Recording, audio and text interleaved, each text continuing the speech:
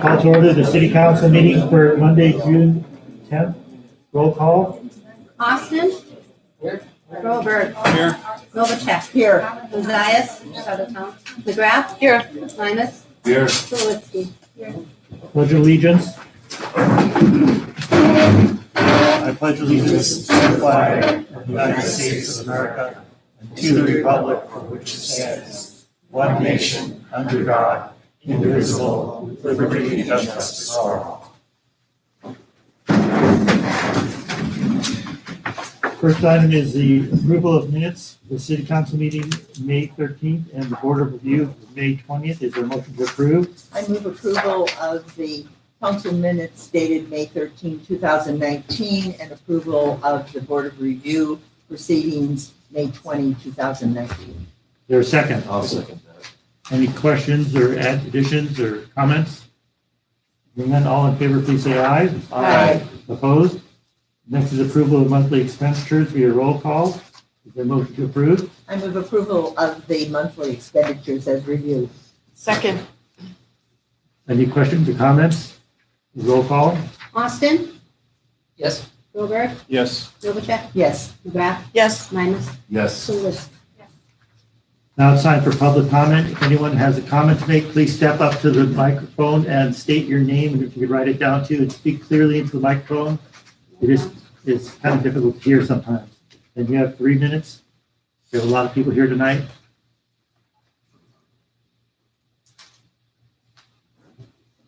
State your name and address, please. Hi, I'm Jeff Silbert, 410 Fifth Avenue East in Washington. Is this on? And I'm here about the climate change resolution. I'm here to thank Mr. Mayor, Mr. Gruber, and the City Council for entertaining this resolution.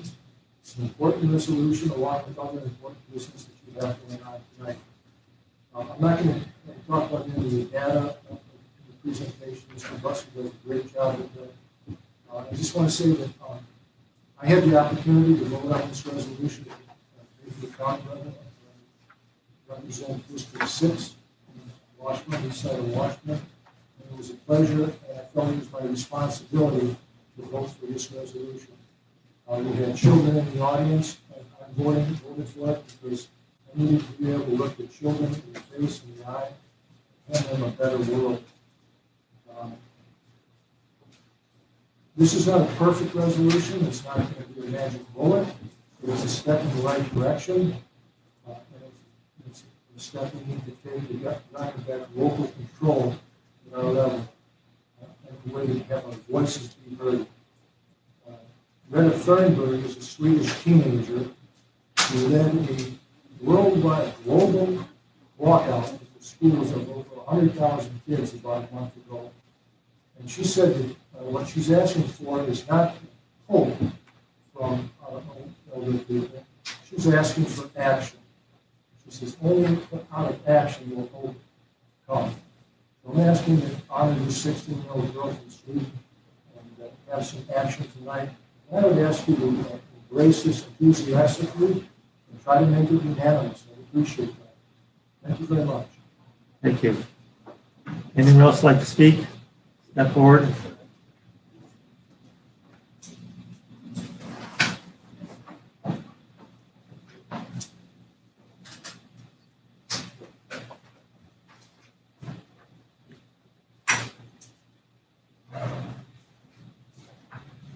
My name is Jeremy Oswald. I live at 401 West 5th Street.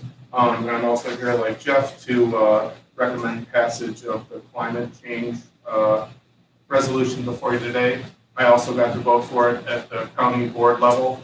I'll just give you one example of how climate change is affecting us locally.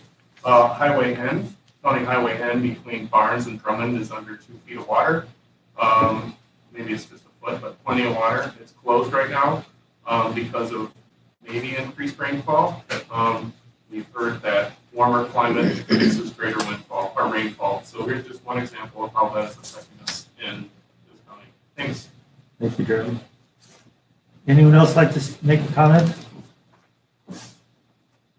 No one else? Oh, please come forward. Please sign your name and give your name and address, please.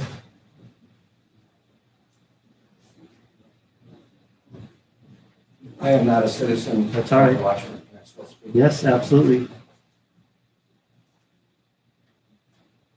Hi, I'm Joe Russo. I was the technology ed teacher at Washington High School for 35 years. I specifically, many years ago, probably about 27, 28 years ago, designed a course specifically called Energy. I just felt that our students and community members needed to have a really good understanding about all kinds of conventional forms of energy and also alternatives. I kind of stand convicted. I'm a motorcycle guy. There's nothing I like more than riding around Bayfield County, Ashland County on my motorcycle. It's a beautiful place to be out there. But I also understand the fact that, when I designed this course and reading about what's happening to our environment, that I felt somewhat convicted to speak up and do something about this. When my curriculum was introduced to the United States Technology Ed Association, they forwarded that curriculum to the International Tech Ed Association. The International Tech Ed Association sent me to Beijing, China. In Beijing, China, I experienced firsthand what air pollution does to a city. I never could see the sun until it reached about 1 afternoon, 1 p.m., simply because the amount of carbon in the air was so dense. I found out what the Beijing cough was. I took a run in the morning, and I couldn't understand why I was so choked up. And one of the officials there just said to me, well, when did you start running? And I said, well, this morning I went at about 7 o'clock. And he said, well, that's when everybody's firing up all their stoves and cooking equipment and that. So it was a real firsthand thing that I guess really made me understand, just like I think in Bayfield County here in Ashland County, we're starting to understand a little bit of some of the ramifications of what's happening with our climate. I guess I just want to go on record here making a statement. Washburn is my town. You know, I love this town. I wouldn't have stayed here for as many years and raised my family like I did. And I've done my due diligence. I've done my homework on this. I studied. And I guess I would like you to support the resolution, you know, for energy innovation and the carbon dividend. Thank you. Thank you. Is there anyone else who'd like to speak?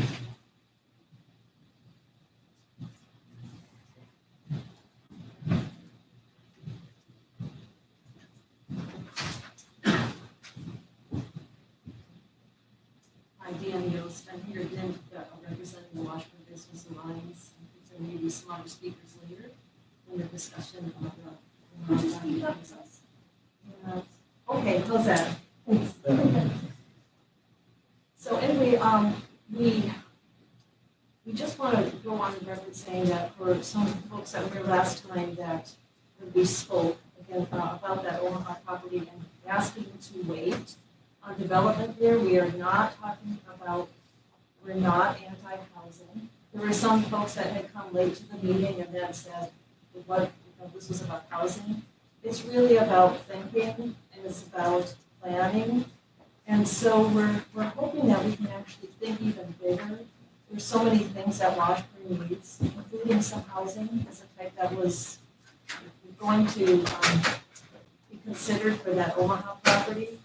There's a need for a business park, there's need for parking, there's need for a lot of things. So we're hoping that we can do some comprehensive planning in tandem with what the Washburn Business Alliance is planning.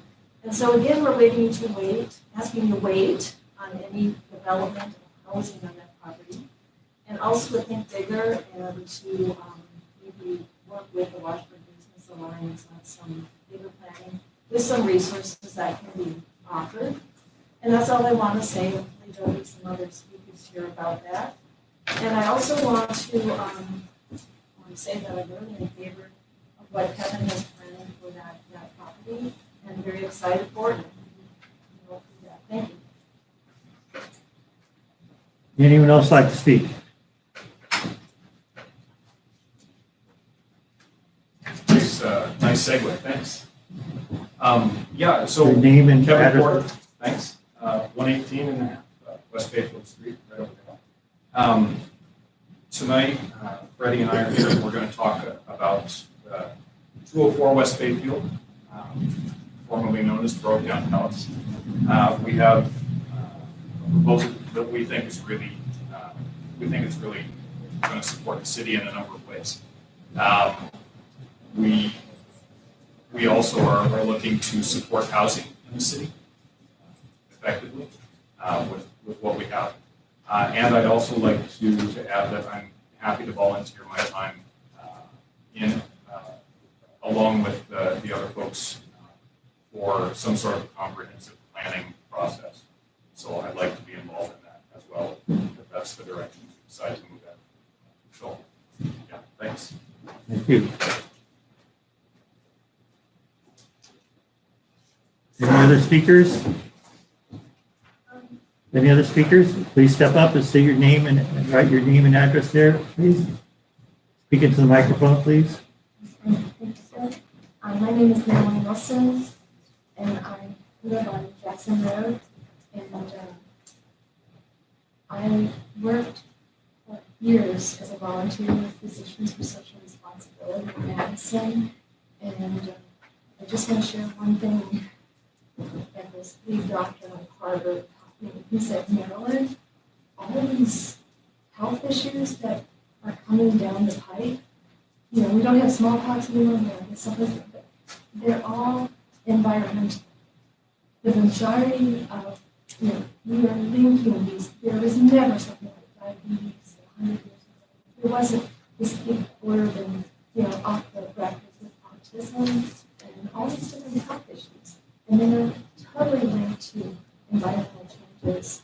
And I think that we need to take this very seriously. And I have, I don't want to take up too much time, but I sent whoever had emails for, I sent emails at 2 o'clock this morning, and I don't have a printer, so I just have these little pieces of paper that whoever wants them can have it. And I thank you for their comment. I'm very, very impressed with who leads this city, and I want to thank you all for all the work that you do. And Washburn has always been a leader. I worked in all 72 counties when I was younger, when I could find my leaders, and we've always been a leader. And I know it because of what this place means to me. So I'm very proud that you're taking this into consideration. Thank you. Thank you. I don't know who doesn't have an email. Tom and Mary. Anyone else like to speak?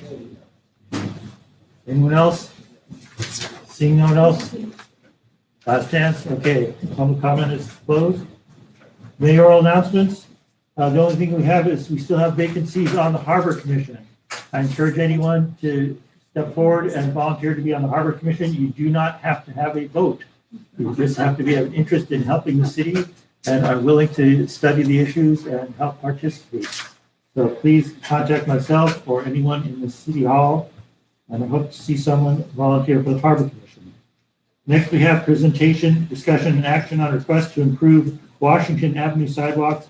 The Washburn Girl Scout troop are the petitioners, and I see some Girl Scouts in the audience tonight. If you'd like to come forward, Girl Scouts. We don't need to open, they're the petitioners. We have, do you have a speaker, a chosen speaker, Girl Scouts? I'll start off. Can you speak into the microphone? Hi. My name is Becky Shafsall. I'm one of the troop leaders for the Girl Scouts here. All these are members of your, these are members of the Washburn Girl Scout troop. We're really proud of them right now. These girls have something they want to propose to you. This is part of the Take Action project that our girls came up with. While learning about the Girl Scouts' 3 keys of leadership: discovery, connect, and take action, combined with ideas on how to improve their community. They discovered a problem that was important to them.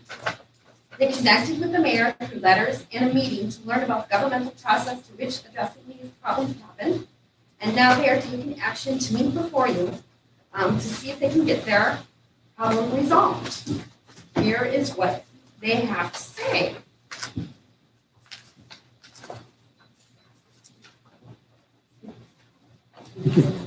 You can pull that mic down if you want. It comes off of there. There you go. My name is Elsa Jasper.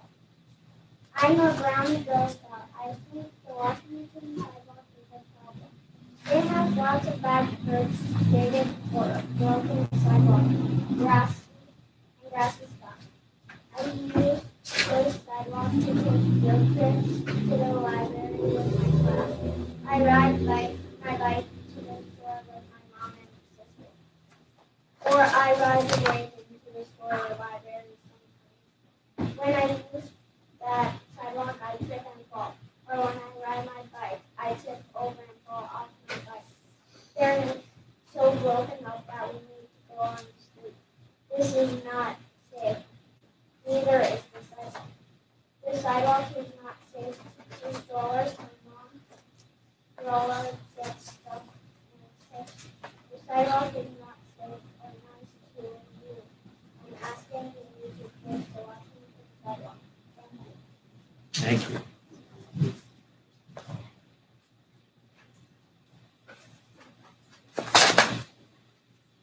My name is Addie. This morning, I went on a walk with my cousin. It was really hard to push the stroller and walk.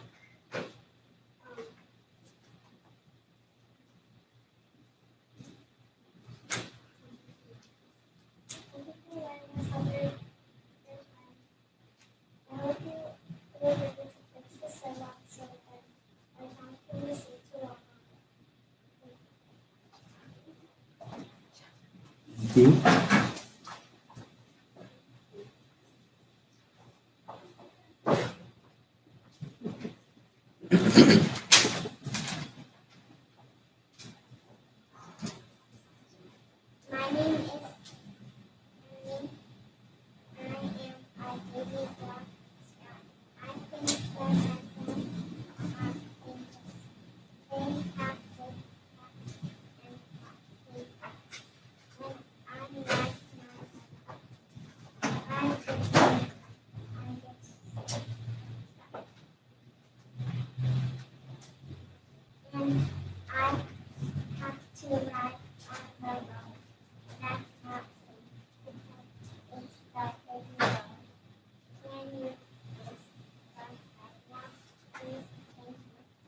Thank you.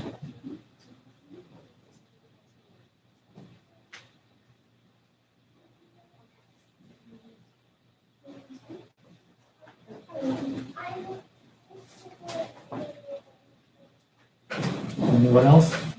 One more. Okay.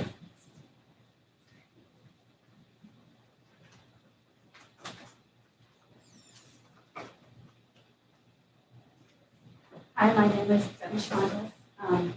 I am one of the Girl Scout leaders and the mom to three of these girls.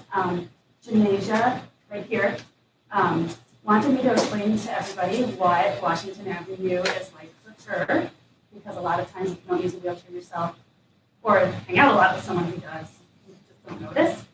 So there's a total of 1.5 blocks on Washington Avenue that she can really use the sidewalk on reasonably and safely. That's this block and the half that the library's on. The rest of them, she really has to walk and go on the road because there's so many cracks and bumps and the curb cuts are much too big, much too tall. I mean, just this much is enough to stop wheels short and throw somebody. And a lot of them are definitely that higher.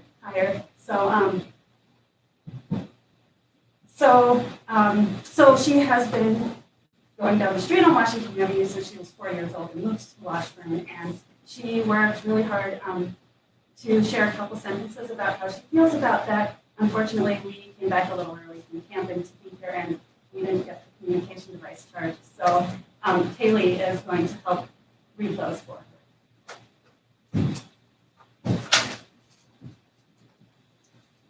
When I can't walk on the sidewalk with my friends and family, I feel sad. When cars drive close past me in the street, I feel afraid. When I can use sidewalks safely with everyone else, I feel happy. And she was going to say thank you after that.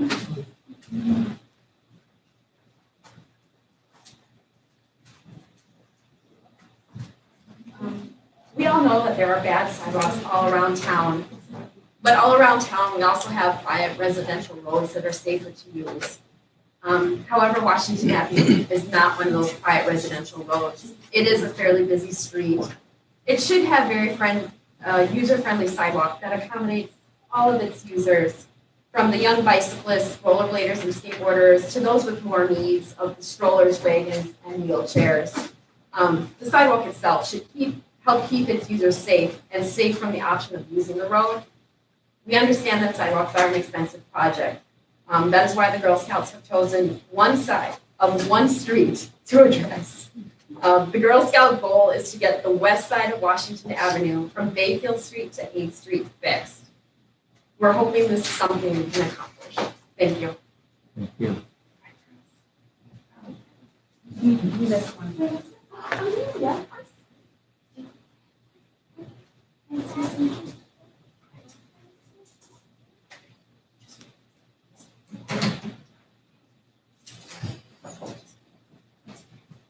I would like to fix the sidewalk for my school to a public library, and so does my Girl Scouts group. That includes the business. I was wondering if you could help us. There is a ton of bumps, ton of hills, and one short sidewalk on each grass in the middle. It does not look good. Please help. We really need it. I would like to help our community. What can we do to help? If we put in the money, I would like to fix the other side. That one is not as bad. When my class walks to the public library, some people will trip or get hurt. People can't ride their bike, push a stroller, or walk without tripping. There is barely anything you can do on that sidewalk, and that is why we are passed on the road, and that is not safe. It is dangerous, and that is why I would like to fix it. Thank you. I think we're done. Thank you. Okay, thank you.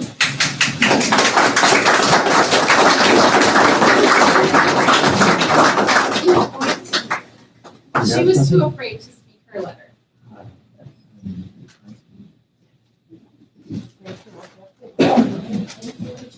So this started when they contacted me as mayor with the problem, and I invited them to City Hall. We discussed it, and I explained to them the process they'd have to go through, which brought them here tonight. And it's now an agenda item on the city council. So is there something we'd like to discuss here? Scott, do you have a comment? No? Well, I can comment on the sidewalk issue. I don't think there's any doubt that the sidewalks in the city are in bad shape. I think that this comes down to the question is, does the city want to have sidewalks on other streets such as Washington Avenue and others? And if so, then there should be a plan to go forward with making improvements to that. Part of that would be also understanding that if we're going to have usable sidewalks within at least certain areas and certain streets, there'll have to be an ordinance to enforce maintenance of that sidewalk. City cannot maintain all of the sidewalks on its own. We've been working on this issue for a few years by having Bayfield Street and going back to what the ordinance was, requiring that all property owners on Bayfield Street maintain their own sidewalks, including all of the snow removal. So that has been enforced now for the past 2 years. Sometimes it's easier than others, depending on what type of snow and ice and so forth. I'm not going to say that it's been perfect. If you want to require areas where existing sidewalks are broken, typically in the past that has always been specially assessed to the property owner. The council does have the option to put additional dollars into the project to soften the blow, but that has not ever occurred. So we want to be aware of that. And then, of course, if you are going to allocate the dollars, the question is, where will that come from? We do have some of those discussions later on the agenda as well. So that's really your options with the sidewalks. If you're going to go forward with sidewalks, I've always thought that Washington Avenue would be the logical next extension of sidewalks. And then you would branch out from there to schools and or county buildings. Is there any other questions? Wasn't there already an ordinance in place about maintaining sidewalks? The only ordinance that's ever been in place is maintaining sidewalks on Bayfield Street. There is no ordinance requiring maintenance of sidewalks anywhere else in the city. Those sidewalks have been bad since the 90s. And there's one area up in there where one of the trees is pushed up on that sidewalk. I think the homeowners, whatever, should have that special assessment that replaced. That's been bad for a long time. Are there, Please start speaking to me. Are there estimates already that have been done for the sidewalks? We do not have estimates for these particular sidewalks, no. Some idea of how much it would cost for any individual homeowner, and then we discuss who owns them. I'll defer that to the Public Works Director. We have our Public Works Director, Bob Anderson. Yes, please want to come forward and speak. Maybe we can answer this. So for similar projects, we've had some projects on the books for this year.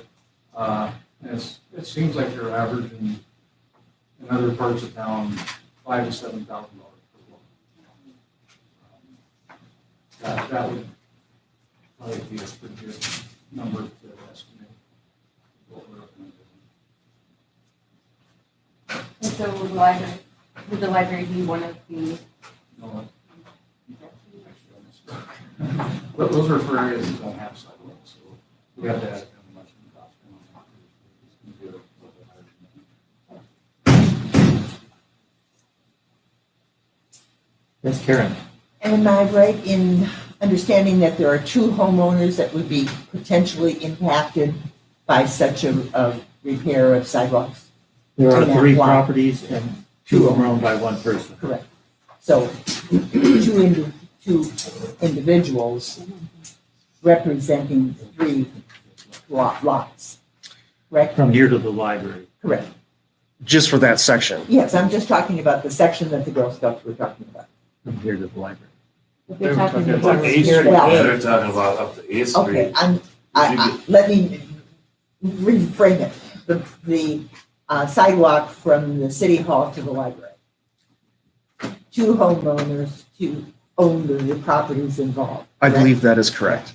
I walked that sidewalk on Friday, and young ladies, even for an older lady, there's a very, very difficult sidewalk.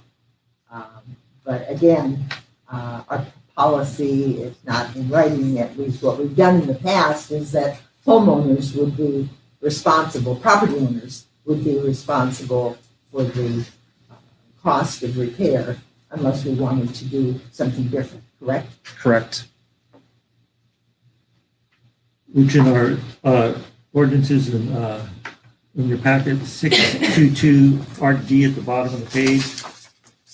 Says we could have shared costs between the property owner and the city, and it would have to require a resolution and should provide the specific reason or reasons for relieving the property owner of all or part of the cost of the work. So, that's what we have right now. Has that been done before? Not to my knowledge. This conversation has a few Yes. times around. Yeah. That's kind of what I'm looking for, is give us some insight on how you can go about this, investigating whether we can ask people that own these areas.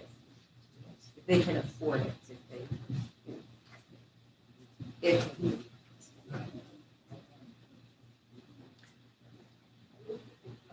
how has this gone in the past?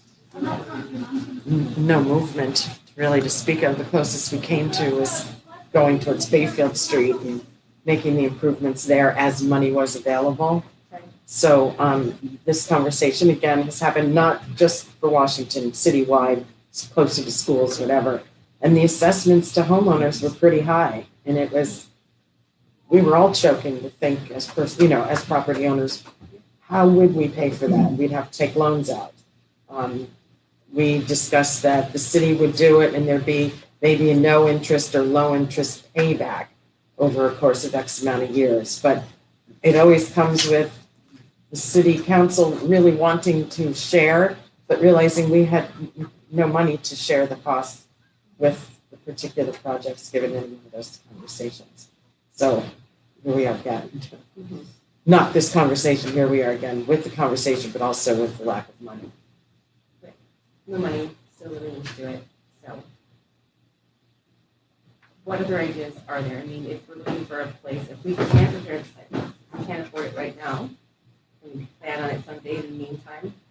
I am familiar, I think most people are, with certain dangers of biking in the road, especially for young ones crossing the library, trying to go around parked cars. So the only thing I could think of, aside from this, what seems unaffordable sidewalk repair, is a bike lane, which would have to replace parked cars.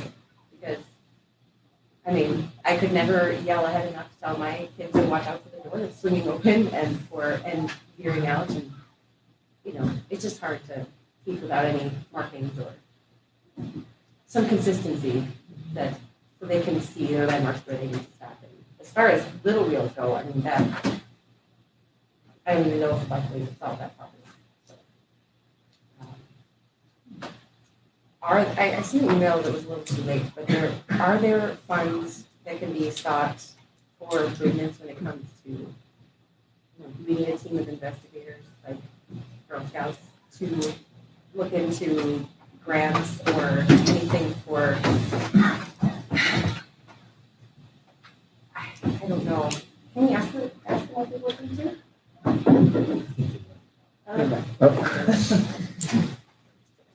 In answer to the question of available funds, there are no grant dollars that I'm aware of for the replacement of existing sidewalks.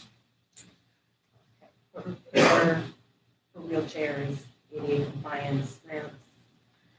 Unless there would be any private funds out there, I am not aware of any.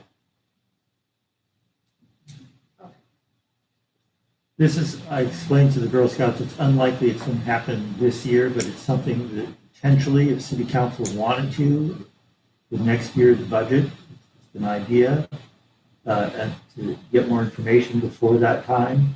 Obviously, we all would love to see good sidewalks, it's just how to get it done.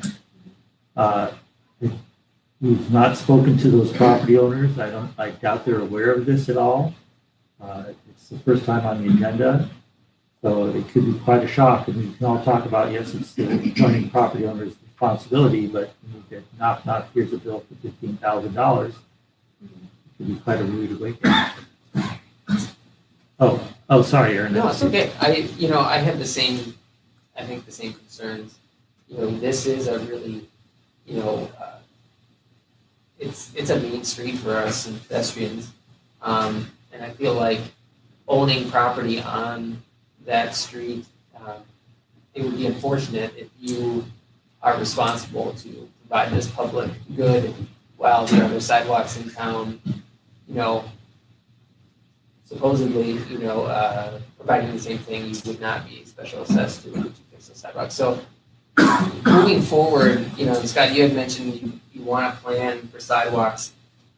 I'd really be open to the idea of, I don't know if that's a shared cost, I don't know if that's, when we look at the budget, what we're doing, but having a plan for sidewalks and maybe highlighting safety and heavy pedestrian traffic, and sort of, so then people also know what's happening. They're not going to be surprised by this. This is a plan that we've had. We've been able to let people know, and even weigh in on what those priorities or plans are. So, yeah, if we're not going to decide to, fix these sidewalks right now, could we put together a plan that you were kind of talking about? If Washington is the next logical spot, and then where are those other areas that we want to highlight for sidewalk improvement? That's certainly something that could be done. If that's what council would like to do, I think that's a good plan. So we can't do it right this minute, as you well know, Aaron, we had long discussions on finances, which we'll take up later in this meeting. So I think we could work on identifying all the costs, talk to the property owners, get the community involved, and have discussions on how we can move forward. It's not easy. It needs to be done. As you know, there's lots of things we want and need. Right. I don't have a simple answer. Laura. So is there a certain committee that could put time into this outside of city council to bring something to city council on the I next think would be agenda? the Personnel Finance Committee, where it's a financial element, isn't it? I will certainly work on this. Well, right, So, can't help looking into it, but I'm more wondering about alternative ideas in lieu of it having any money available right now. Is this And the only something, thing I can think of is to talk to groups that are most motivated to make it happen and make it a private endeavor. Laura, your idea of a bike lane is interesting to me too. I don't know what limitations that would, like you said, until we can put this plan in place, are there things that we can do to improve the safety and the walkability of that area? Scott, is that something that we could look into? Something along those lines? We can look at that and discuss that. Laura, do you have an interest in working on this? Well, I would be interested in being involved. I don't know if I can say that, but I would love to. I could be a contact person if for ideas, grant searching, how we could work on one square at a time, if that's what it takes, if there are groups that want to do that and put the hours in and go talk to the neighborhood that cares about it. I mean, these girls are motivated. They can knock on doors, they do it for cookies. Well, I congratulate the Girl Scouts and Brownie Scouts to come forward. And this is a interesting lesson for them Yeah, and a mine wake-up was- call for the city. I just accepted it because that's the way it was, and I didn't grow up with sidewalks, so I thought right in the road, but it did come to my mind that I remember being terrified a number of times when my kids were littler and we're on the bike, and it's still, they're too fast now that I can stop them when they're making bad decisions and putting themselves in danger or endangering people in cars. Yes, Karen. And I think the bike path is worth looking at. I think that we can't lose sight of the fact that there's pedestrian traffic too. You know, a person in a wheelchair, a mom with a stroller, a person that's walking from the library to the courthouse, to the city hall or down community streets. So, you know, that would suffice for a portion of the need. But the fact remains is that sidewalk, the one that is from here to the library, is the one that is most in need of attention. And perhaps there can be some public-private partnerships, but it would take some work to ferret that out. And you know, maybe the Girl Scouts and the leaders and parents that are involved or others that are just interested in foot traffic in that block would be willing to be part of an ad hoc group that would do some investigation. And Mayor, you could put that on the Facebook page and say we need volunteers that might be willing to sit with you and with two others to do some brainstorming. There could be creative ideas that we haven't thought of. On it, yeah, on every project that we need to. Right, yeah. Tom wanted to speak next. My question is this, Scott. Why can't we make it pedestrian bike lane? Because it actually, when you get above the library and between 4th and 5th, the sidewalk is even worse. Have it from 8th Street like they wanted, down to the library, pedestrian and bike lane on that one side, and then have a no parking in a certain amount of time. You know, like during the day, while they're using that, and then they can park there at night. Possibly, certainly. We would simply just need to explore those options, what sort of signage and paint and so forth and regulation might be needed to enforce that, and whether or not that plan will be acceptable to the adjacent property owners. And it hasn't been discussed with any of them at this point. Because I can see shared costs with the property owners not doing, replacing that sidewalk. Not the city fully responsible for that. A suggestion, I'm willing to assist on this. If Laura was willing to assist, we could work with the Girl Scouts. If the city council would be amenable to that, we could at least take some steps. We'd take some action on this, short of. Are there any thoughts you have? I'm sorry, to interrupt. No, I think just view all options, get the true costs, talk to property owners, talk to groups in the area, and see if anyone has any good ideas we don't know right now. Is that a? I'm wondering what, yeah, but nothing's about this. It's gonna come into your office Eventually. over and over. That's fine. Having help with the communication and discussion of that, we just have to coordinate and get our heads together on that. It's a little difficult to do that at the table, so. What I would hope is we've worked on some ideas, bring it to Scott to see if some of those are at all viable, and then bring it to city council at some point in the near future. So then. We don't need a motion. Well, the city council thinks that's okay. There's no infraction. Anyone have objections to that? So thank you for the Girl Scouts and Brownie Scouts and Daisy Scouts, if I understand that. Okay, thank you. Next item is a presentation.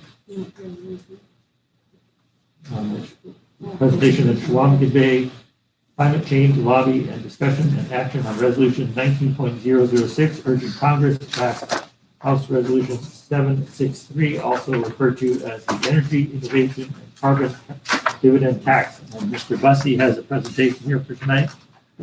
I will move.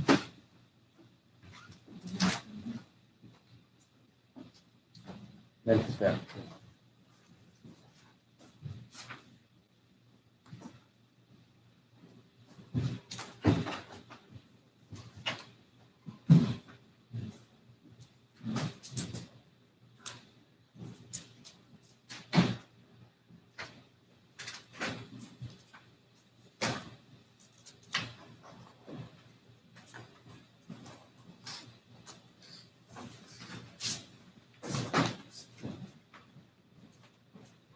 Well, good evening, folks. I'm Bill Bussey from Bayfield.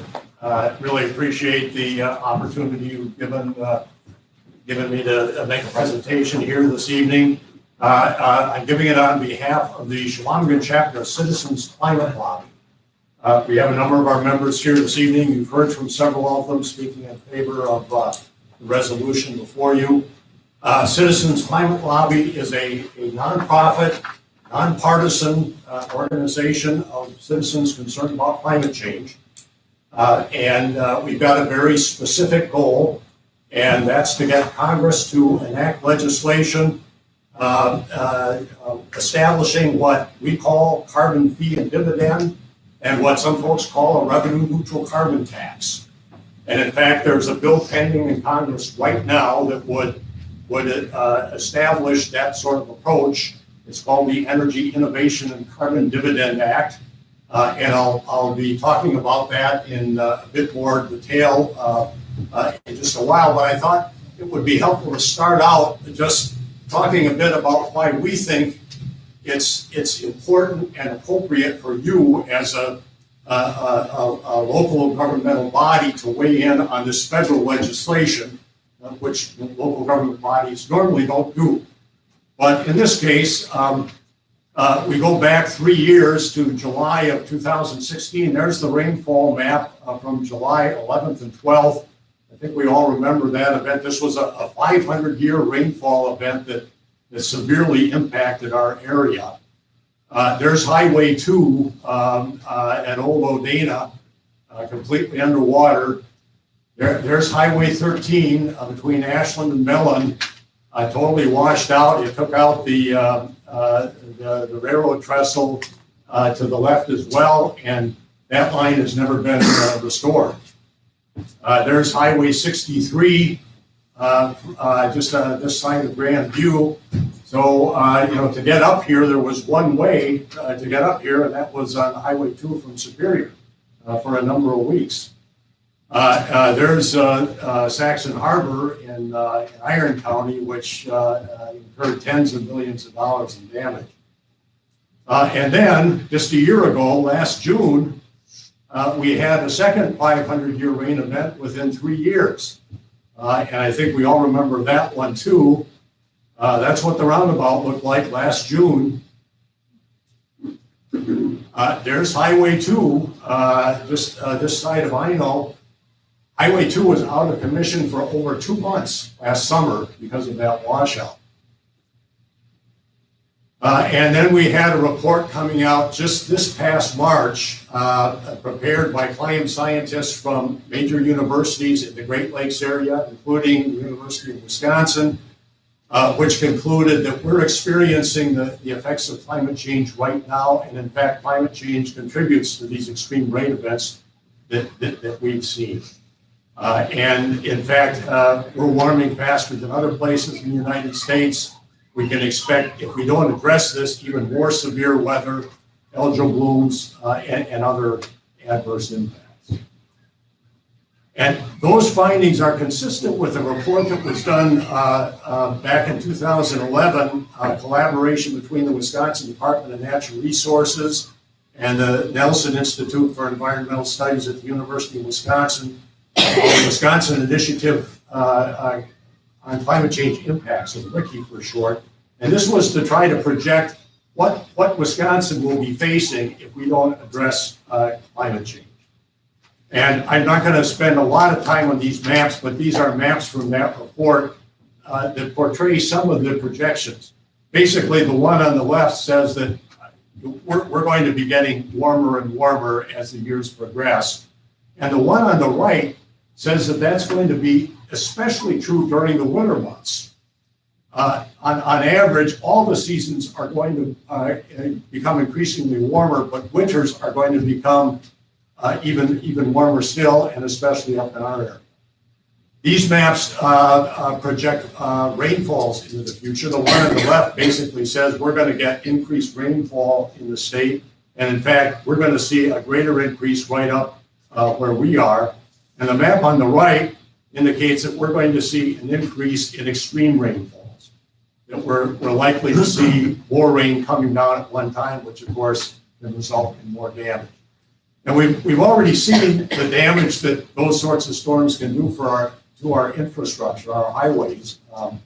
How else might we be adversely impacted by this? Well, if you look at our local economy, timber is a big part of it. There are potential adverse impacts here. Winter logging, just getting into the woods in warmer winters is going to be a real challenge when the ground doesn't freeze solid enough to get into wet parts of the forest. Longer term, if you look at the impact of a changing climate on various tree species, the conclusion is that aspen, which is by far the most important part of our timber capacity up here, is likely to substantially decrease along with paper birch. And we may see decreases in red pine, white pine, jack pine, sugar maple as well. That's going to be a longer term impact, but if we don't address this situation, our northern forests are going to change substantially, and it's going to be a challenge for loggers. It's going to impact our winter tourism industry, snowmobiling, cross-country skiing. Now, we had a good winter this past winter.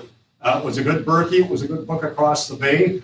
But if you remember a couple of years back, the Berkey was canceled altogether, and some of us who did book across the bay were basically walking across in slush and standing water.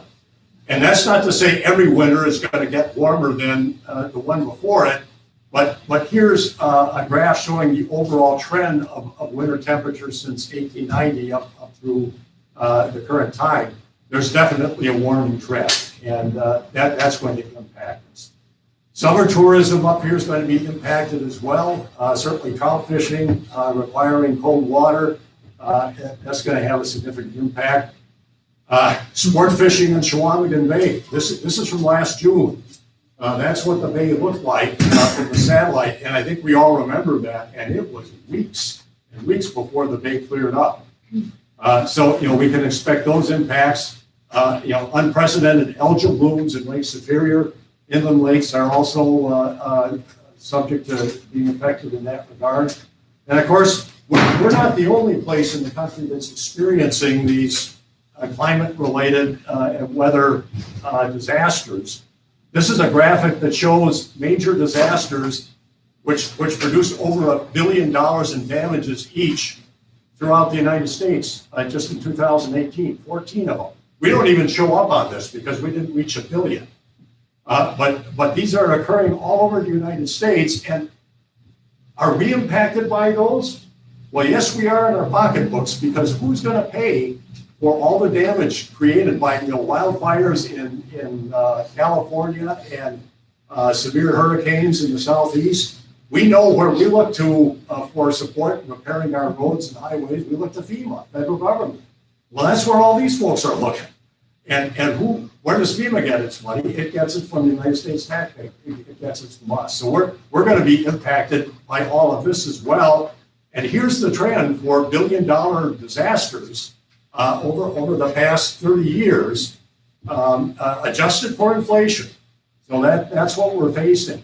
Same thing with military installations. We don't need to worry about, we've got high levels in Lake Superior, but for sea level rise, you're not on the coast. But you've got 18 military installations on our Atlantic and Gulf coasts that are going to have to adapt to substantial increases in sea level, taxpayers are going to end up paying for that too, us included.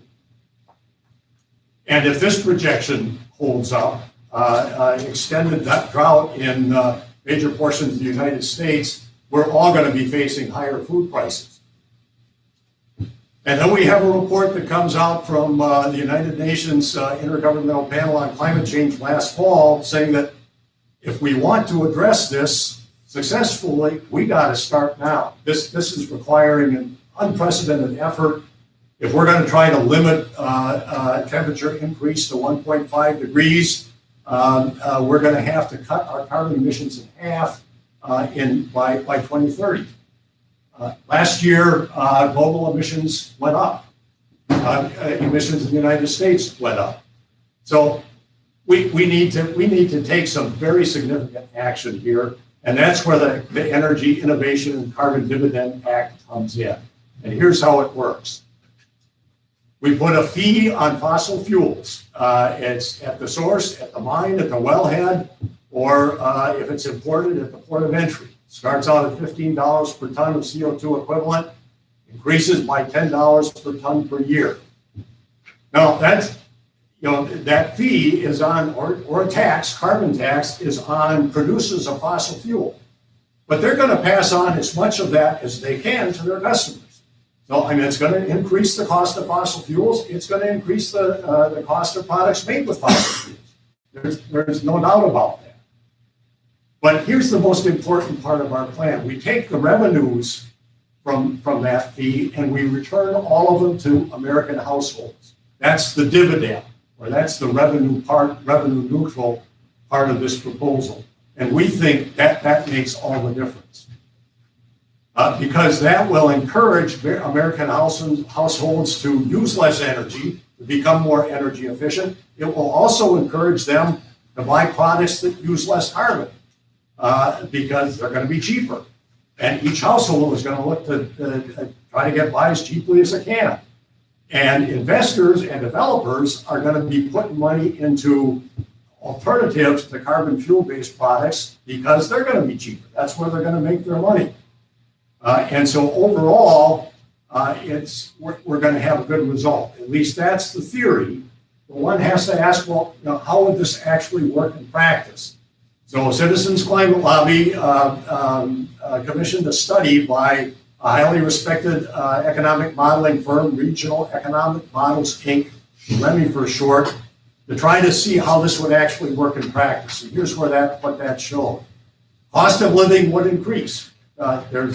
That's undeniable, but not dramatically so. It's something that we could adjust to. The monthly dividend, going back to American households, is substantial. This is a graph showing a monthly dividend for a household of 2 adults and 2 children. For the first year, $45 a month. So you're paying more for gas, you're paying more for heating, for electricity, you're paying more for food, but you're getting a check of $45 per month deposited in your bank account, just like us old folks get Social Security deposited in. After 5 years, when that tax is increased by $50 per ton, $225 per month. After 10 years, about $300 per month. So we're talking about, and that's because all this money from the tax, from the fee, is going to American households. The estimates by economists is that this is actually going to improve our economy because American households are going to take that money and spend it. And that's going to actually increase gross domestic product and increase national employment. And here's the whole reason for this approach. It's to substantially reduce carbon emissions, 33% over 10 years, almost 50% over 20. And actually the bill that we're supporting would do better than that because it's indexed for inflation.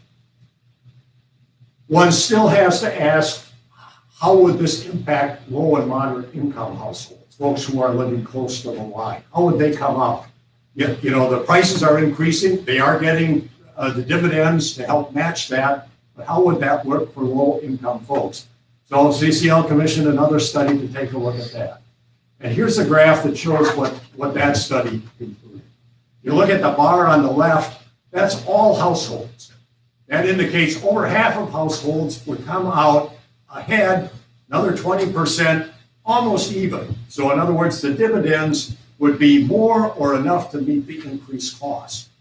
The 5 bars to the right are households broken down into 5 segments by household income. So quintile 1 is the 20% of households with lowest incomes. Quintile 5 is the 20% of households with highest incomes. Those with the low to moderate incomes, almost 90% of them would come out even or ahead. Those with high incomes, well, they wouldn't come out ahead unless they reduce their carbon footprint. And why is this? This is because actually low to moderate income folks have a lower than average carbon footprint. They aren't flying off to Europe on vacation. They aren't driving up to the Twin Cities to sail their sailboats every weekend. So it's actually folks, the low to moderate folks that have a smaller carbon footprint, and that's why they come out ahead. And those who are affluent, they're going to have to pay more. They can afford to do it, or they can reduce their carbon footprint and come out even as well. So who supports this sort of idea? Well, this is a statement that was published in the Wall Street Journal back in January, supported by prominent economists across the political spectrum. All 4 former chairs of the Federal Reserve Board have endorsed this particular approach. There are 27 Nobel laureates who have endorsed this approach. There are 15 former chairs of the Council of Economic Advisors. All in all, there are over 3,500 economists that have signed on to this particular approach. Not this particular bill, which specifies the amount of the tax and the amount of the increase, but this approach where you have a steadily rising carbon tax with dividends going back to the American household. So from an economist standpoint, this is obvious the answer. This is William Nordhaus, who was a co-winner of the 2018 Nobel Prize in Economics just this past year for work he's done on the economics of dealing with climate change. And he's one of the world's foremost experts on this. And his conclusion is, the truth is that unless we implement an effective policy of carbon pricing, and that's what this bill would do, we will get virtually nowhere in slowing climate change. This is an essential step. It's not going to solve it all by itself, but we aren't going to solve the problem without putting a price on carbon. So what's the problem here? Of course, Congress has been doing nothing for 30 years. Both Democrats and Republicans, I can point out that back in 2009, 2010, there was a Democratic president, a Democratic House and Senate, and they weren't able to get climate change legislation passed either. And, even though this makes so much sense to to economists, and I think even the politicians, the political consensus seems to be that this isn't just going to fly politically. We aren't going to do it. And what our job is to change that political consensus, because we need to kickstart this. We need to do something now. This is the way to get it started. And we think the best way to change that political consensus is to go to local governments all across the country. Here's a list of a number of them across the country. I've highlighted some of them from Wisconsin and Minnesota, all of whom have endorsed carbon fee and dividend, this approach. Now, these endorsements came before the bill itself was introduced. But we've got local governments across the country doing this. We need a lot more. So for our part, our local chapter is looking for support right here on our home turf, Chequamegon Bay. Bayfield County has endorsed the bill. The city of Bayfield has endorsed the bill. We hope that you'll endorse the bill. We'll take that momentum to Ashland. We're on the Ashland County Board agenda for June 20th. We're working again on the city of Ashland's agenda. We're on the Douglas County Board's agenda for the evening of June 20th. We got a double header on that day. Then we'll go to Iron County, we'll go to Price County. And the more momentum we can take out of here, the more chance of success we have. And we're not going to succeed everywhere, but this pitch has to be made. if we're gonna do something now for our kids and our grandkids, now's the time to do it. This is the step to take. As Rosie the Riveter said to an earlier generation, we can do it. Thank you.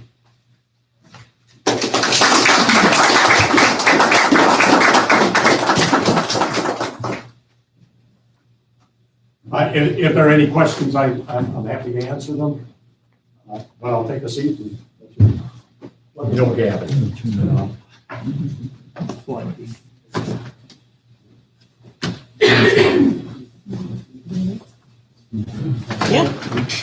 Move to pass the resolution. Is it, okay, there's a motion to, and a second.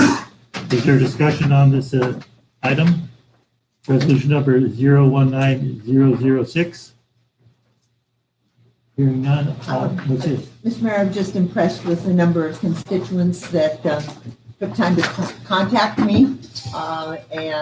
We had 4 speakers this evening that spoke in support of it. And I really appreciate those kinds of contacts because it makes my job easier. So I hope that we will pass this resolution. And I think most of us received a number of emails. I can't quite remember how many I received today, but yes, we received quite a few. Any other questions or comments on this?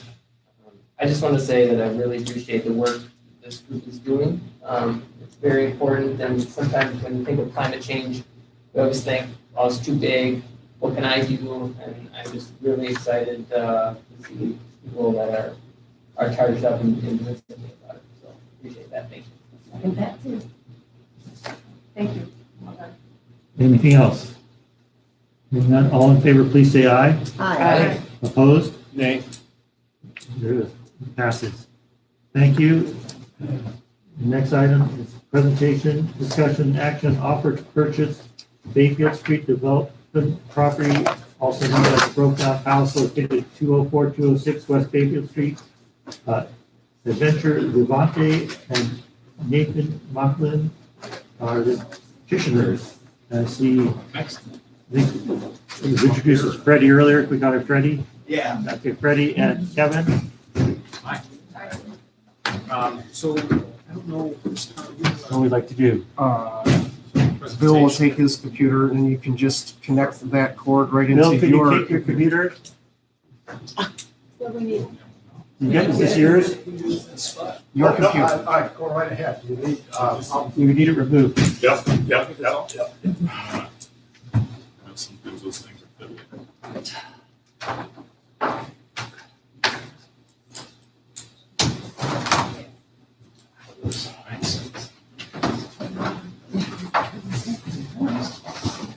No, probably not gonna work. There are other cords in the bag underneath it. One of those will. Richard, they might need some light yet for the light here.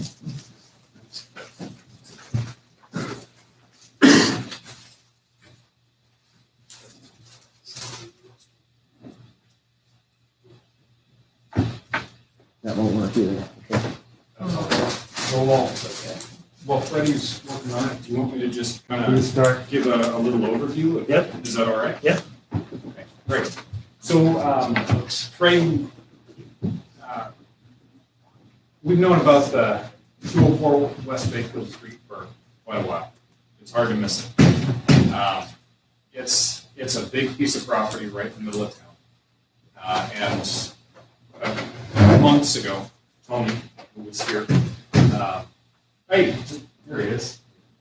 Tony came in and presented on his crew's ability to market and sell that property. And at the time, we were not thinking personally of moving forward on it. Although I do work with Tony as a realtor on his crew. I work with buyers and sellers. But after that, Freddie, who I've also worked with in the past, he owns multiple units over in Ashland, rental properties, came to me and said, hey, that property, we've got to go take a look at it. So it just kind of grabbed me, out of the blue and said, hey, I'm here, Scott's here, he's going to show us this property, come on over. And so we did, we walked through it, and I was immediately struck by the possibilities. It's got a really strong structure. The foundation is solid. There's little water inflow. The walls are solid as well. And it's recently, courtesy of the city, had a new roof put on. I have some background in real estate. Back in the early 2000s, I owned 15 residential properties that we picked up in Las Vegas, this was. And we turned around and rented them out and eventually sold them. And they all did fairly well. You know, it was a reasonable income stream. So I've worked with contractors and managed that process. I've also been a school teacher. And in that process, I also honed my managerial skills. It was a lot harder teaching school. I came up here and I taught up at Bayfield. I taught 5th grade up there for a year, and then got back into real estate with one group. And during that time, picked up a couple of properties over in Ashland. There was a duplex that I'm putting some money into, and then also purchased, along with Laura Pufall, the owner of the Brownstone Pharmacy, we purchased the old music center over in Ashland. We purchased that for about $90,000, and it was in rough shape. Had multiple units in it already, 5 residential and 1 commercial space on the ground floor. Worked with Chippewa Valley Bank, secured a loan for the fix-up costs, removed the boiler, the old heating system, put in individual forced air furnaces in each unit. We also installed several water heaters because the entire building, 3 stories tall, was run from one water heater at the end. If you can imagine the shower for that last person on the third floor. So put in 5 separate water heaters, and just this last weekend, Tony still got the fingers to prove it. The whole crew was up there on the roof, and we refoamed the roof and put in elastomeric paint. We've slowly been bringing that property up to a reasonable standard, something that the tenants can be proud of, can enjoy. Several of the features that drew me to the 415 Main Street building are present in that building over there. It has hardwood floors in that second story. It has phenomenal concrete between the two stories. It's got really nice high ceilings in that commercial level, as well as the upper level. It has a great roof, better than 415 Main Street was now, and an excellent foundation. Those influenced me to move forward with Fred. At that point, we pulled in and installed, right? Because we're well aware of the reputation that Nance has around town. He's done a number of remodels with Redcliffe. Works throughout multiple states, and along with CNS Design and Engineering, they have architectural and engineering backgrounds to make that a reality. Walked through it with Nance, and he said we were in the ballpark. We were looking at somewhere between $350,000 to $500,000 total investment to create 6 residential units on the top of Borman, 1 ADA compliant unit on the ground floor, and then 2 commercial units right next to Coco's and in the middle. That plan is feasible for a number of reasons. 1, the plumbing is accessible from beneath, as is the electric. The HVAC can be built in. And upstairs is a largely open space. Freddie has done a lot of work measuring it out. Do you want to kind of talk about the interior of the upstairs? I don't know how many people did it.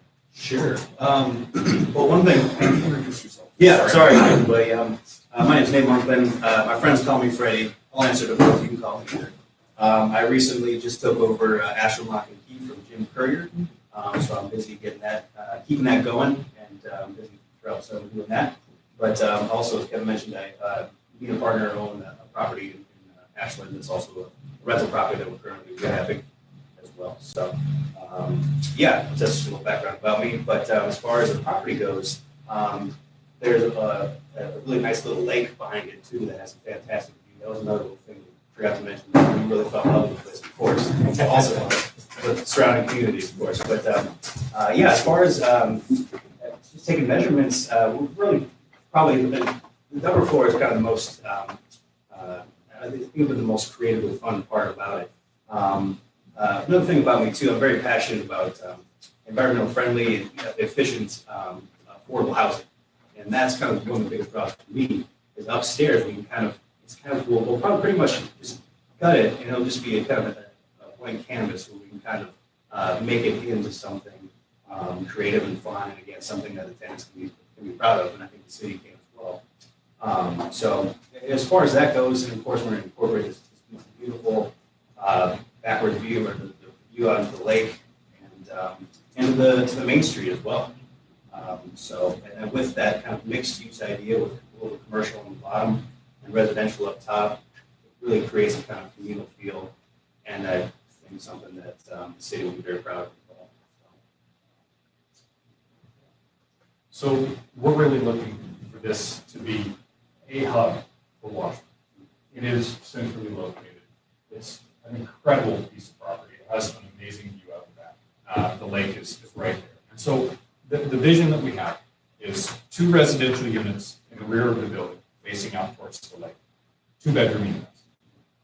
2 2-bedroom units in the front looking out over Washburn Street, and 2 1-bedroom units between those 2 in the middle. We will be adding windows on each side, large windows, because that's with just quality of life. You've got to have really nice natural light in order to really enjoy your space. The high ceilings will remain. We'd love to incorporate the architectural features that exist in that phenomenal property. The exposed brick, the hardwood floors will definitely be retaining as much of that as possible. We understand that there are issues with the building. The city wisely did an asbestos assessment on the property. We have talked to CNS Design. They are well aware of that issue, and we will be very completely compliant with all asbestos issues, and along with all lead-based paint. So we'll use certified remediators in the process. As far as numbers go, we do think that we're pretty close with what we can do with that. We are asking the city to pitch in and be true partners. We're looking for a genuine public-private partnership. We're asking the city to provide the building at essentially no cost.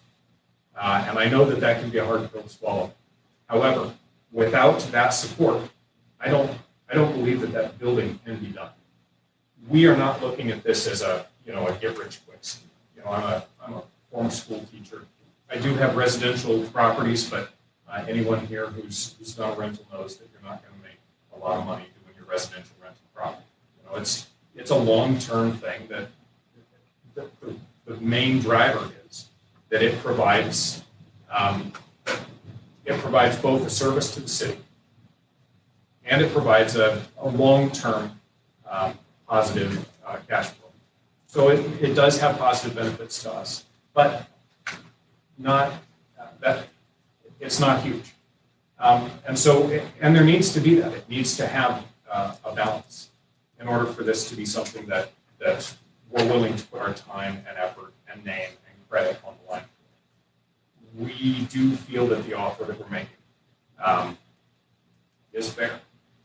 The property as it sits now is a blight on the community. It is something that we would love to see turn around. A couple of the ideas that we have. We'd like to have a public deck out back for the residents, all 6 units, so that every person can go and enjoy the lake. So it's not just for the 2 apartments in the back. We would also like to have a private deck for each of those, but a smaller one off to the side. The parking we are asking the city to assist us in providing that lot, the vacant lot that's next to us, to be used for parking. Because the commercial spaces have to have parking. Otherwise, we have more of the congestion that we already have in front of the small building on the side, we are asking the city to support an adjustment or some sort of a what's it called? Spot zoning or Variance. Thank you.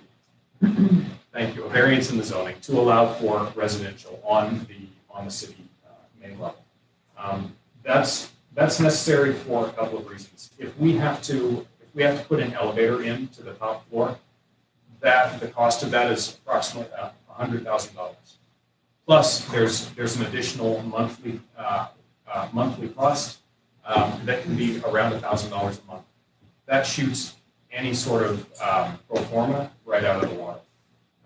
So what we're trying to do is create a project that is sustainable, something that works, because it has to.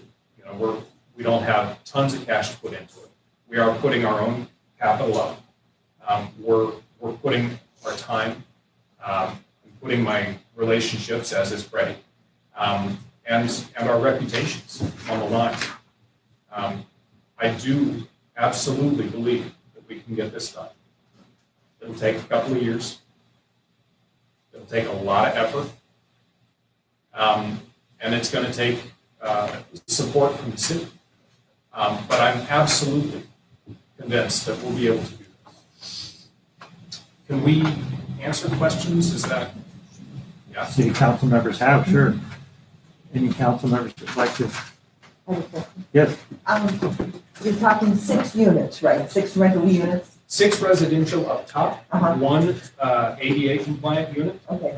down below on the left-hand side there. So 7 units, 7 Seven. units to rent and then some Residential. commercial. Yeah, 2 commercial, Okay. yes, exactly. That's, I thought it was 7 and I lost track of 1. Thank you. Anyone else have questions? Scott, do you have any comments to make?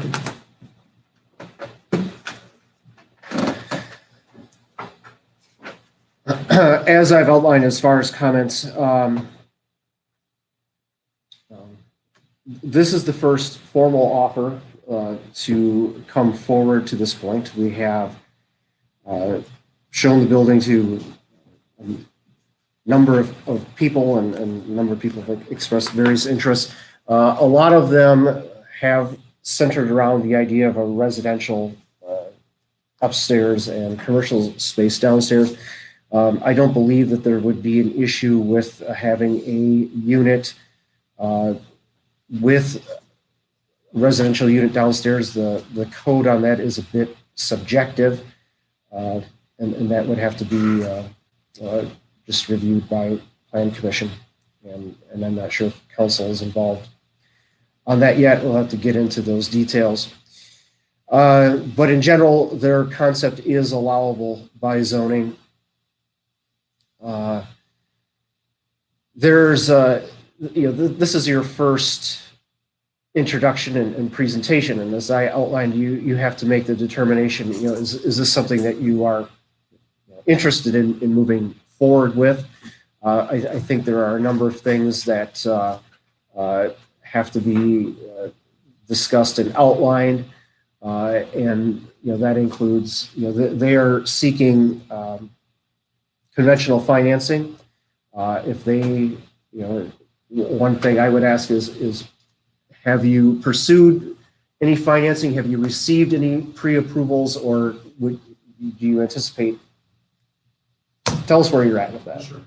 So I did a lot of work with 415 Main Street.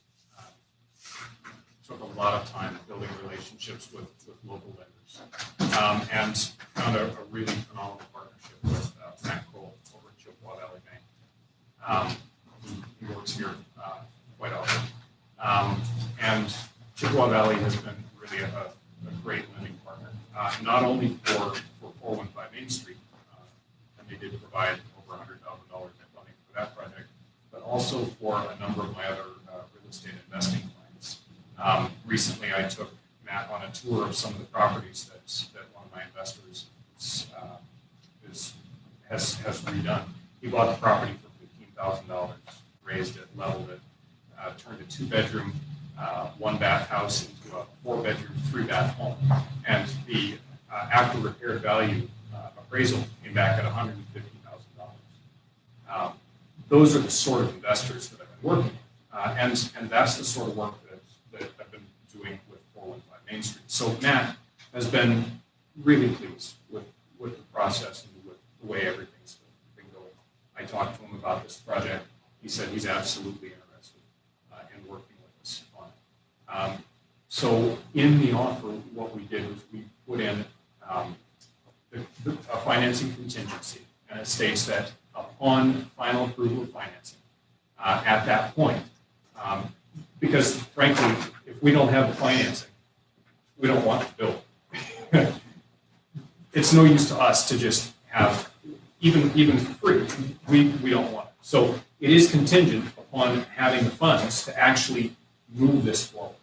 So once we receive financing approval, at that point, we would then take title to the property, and Matt would use that building as collateral for the loan, as security for the loan. So at that point, we then have probably around $500,000 that we will be putting in attached to our names. And we will then be on the hook to complete that project. So the city has very little risk involved in this. If we are moving forward, we're moving forward with a substantial amount of funds. And we won't be moving forward if we're not completely competent and confident that we'll be able to do the job. Our partners, we're looking to work with partners such as Joma Electric. They did a phenomenal job on 415 Main Street. We had old Federal Pacific breakers over there at that building. Pulled them out, put in brand new electrical service, had Excel come out and do a new drop, put in all new circuit panels in the entire building. Like I said, we did the new water meters, brand new HVAC units, 6 new furnaces, 4-scare furnaces.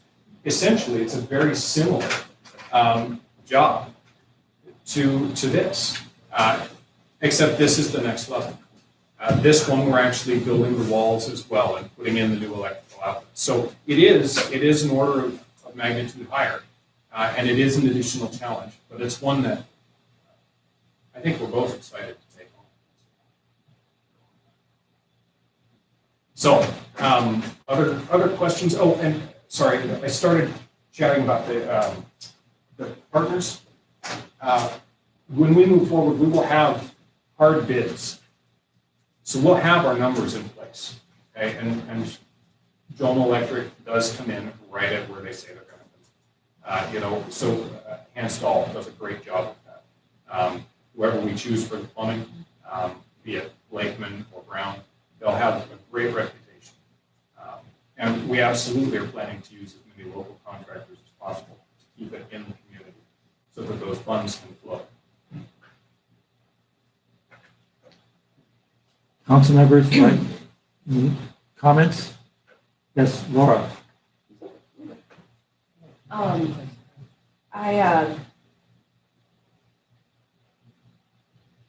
sorry, I was thrown off by that. I was wondering about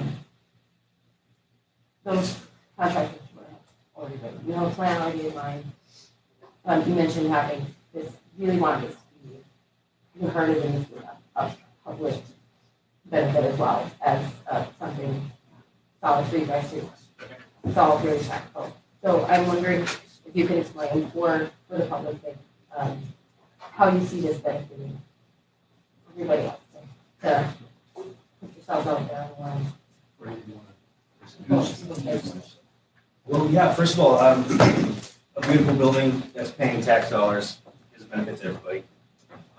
We envision having in the commercial units, in the middle one, we want something community oriented, like either a venue space or a nice restaurant.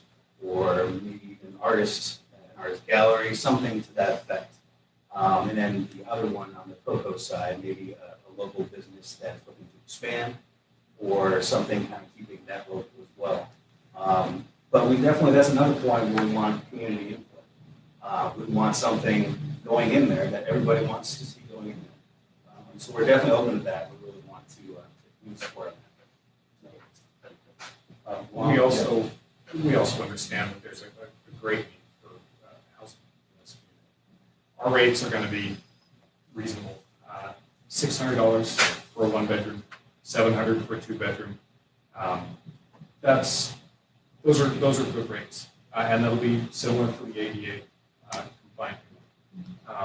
At those rates, we have a cash flow positive building, which is also very important. It does no one any good to have a building that has $1 million price tag on it, and then to have the funding organization go broke.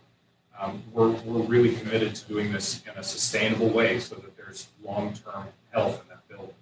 The facade will be redone. The parking lot will be maintained. It'll have additional parking available for special events.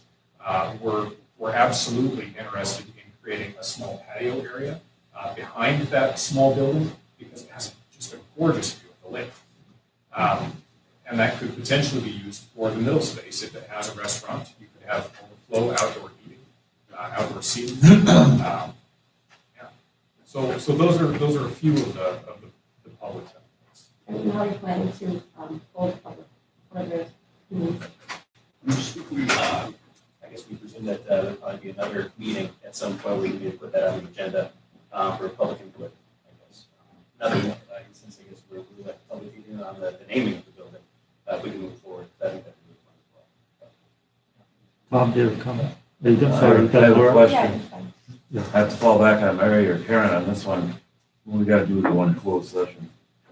Well, it could be at the end, if you like. We have it on the Okay. agenda.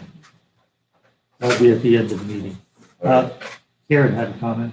We're going to have the city council speak first before we get to the public. Do you have an estimate of what your retail per square foot cost might be? We're looking probably $600 to $1,000 per of the 2 units. That's not a Per per square foot Uh-huh. number, but we price it out per unit because that's just the way that we kind of did it first. And you talked about getting firm bids from the subcontractors. The $500,000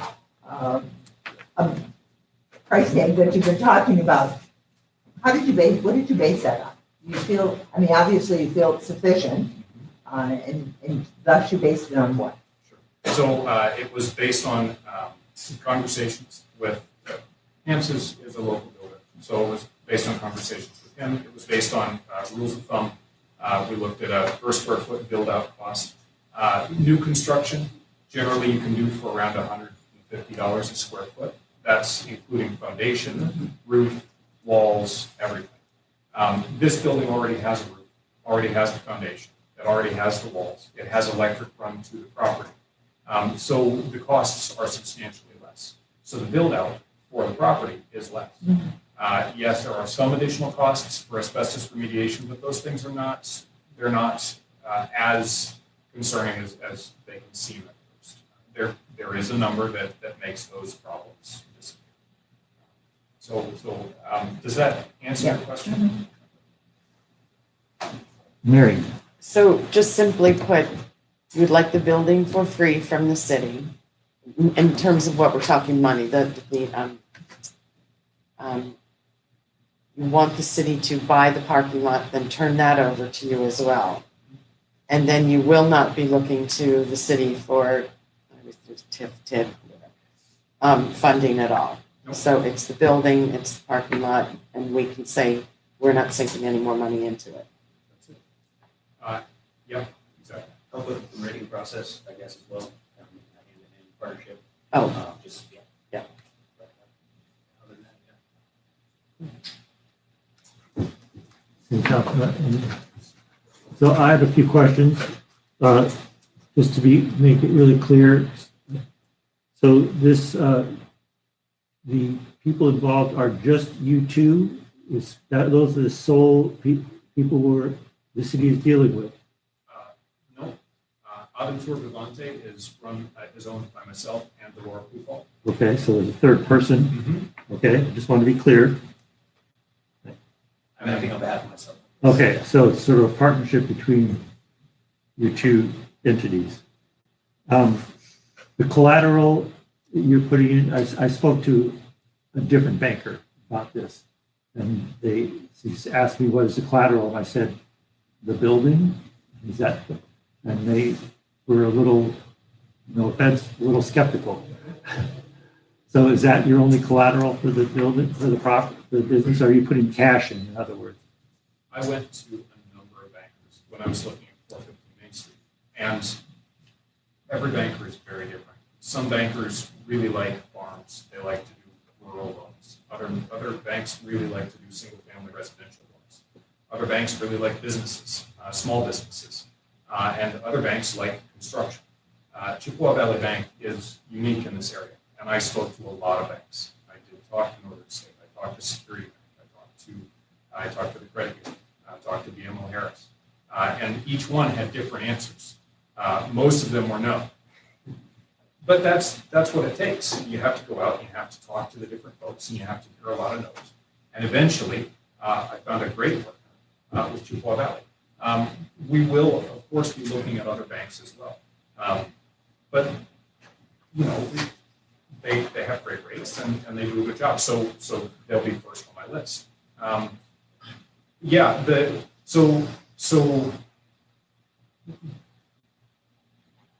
Yes.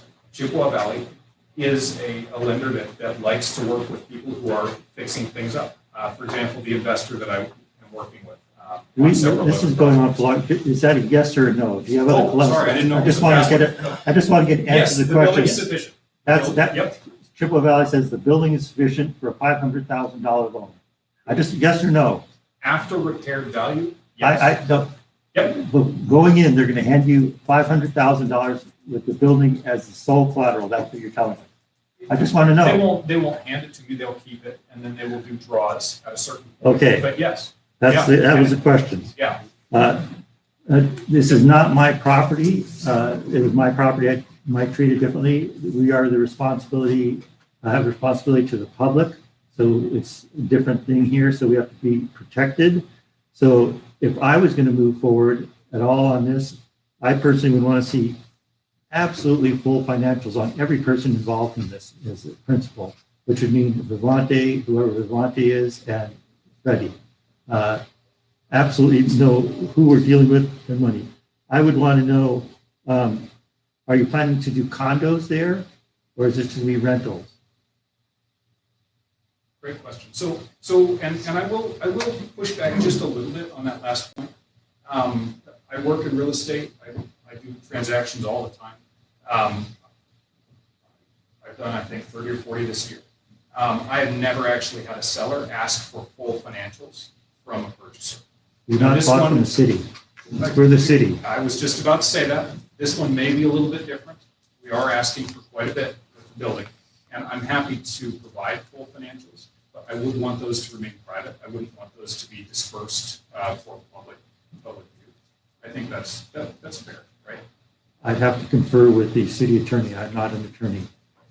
I mean, I have no problem sharing, information. We've heard, I've heard comments from the citizenry regarding this project. And so I want to make sure we are doing all our diligence here to protect the public. It's nothing against you guys. I just want to know. So your condos, you're not sure about, or? So condos, that is one option that we looked at. And I still want to keep that as a possibility. It works as a regular rental, but it also, and this is one of the ways that I look at real estate development, is if you have two options, it's better. If it works as rentals, that's great. That's a really nice option. However, if we can sell those units at $100,000 each, or even being more conservative, let's say $70,000 each, which is a very conservative number, at that point, we're looking at 7 units at $70,000. That's $490,000. Those are conservative numbers. That's why Chippewa Valley Bank understands that the building is sufficient collateral. That doesn't even include the 2 commercial spaces. Okay. So we could potentially turn it around and sell the entire thing just to cover that. That's probably not our main focus, and we probably could make more money than that. Personally, I'm much more interested in keeping the rental property, but it does have several positive potential outcomes. And that's something that's important to look at from the city's perspective as well as from ours. And we could go on, but one thing I would urge the city council to do is to get a lot more detail on your previous projects. You talked about the ones in Ashland, and you showed us pictures in your presentation, which unfortunately didn't work tonight, about previous things in other cities and other places, but it just showed pictures and said your name. That doesn't mean a lot to us. So we need that. Okay. Anyone else in council like to speak? Yes, Carl. So if I understand correctly, Chippewa Bank or some financial institution will have first mortgage. How do we protect the city if this project fails? So Chippewa Valley, it's like any other real estate project at that point. Once the city transfers ownership, it's out of your hands. You don't have to, we're not asking for the city to do anything after that. We're asking you to transfer ownership, and at that point, it becomes the same as any other house up the road, like 216 Pine, Tony just sold, for $20,000. And you see the guy over there working and putting all that money and energy into it. That little blue house that had the really crummy siding on it. It's the exact same. We'll be taking a lot of money and putting it into that building, and you'll see the progress day by day, month by month. And as it gets nicer and nicer and nicer, nobody wins unless it gets completely done. So we are all going to be laser-like focused on having that building completed. 415 Main Street is a good example, however. When I purchased that building, along with Laura, we evicted all of the people in the building because we needed to in order to have it work. We had an asset with 0 tenants and 0 heat and a crummy roof. And we had to make it work. Otherwise, we had sunk an extra $125,000 into nothing.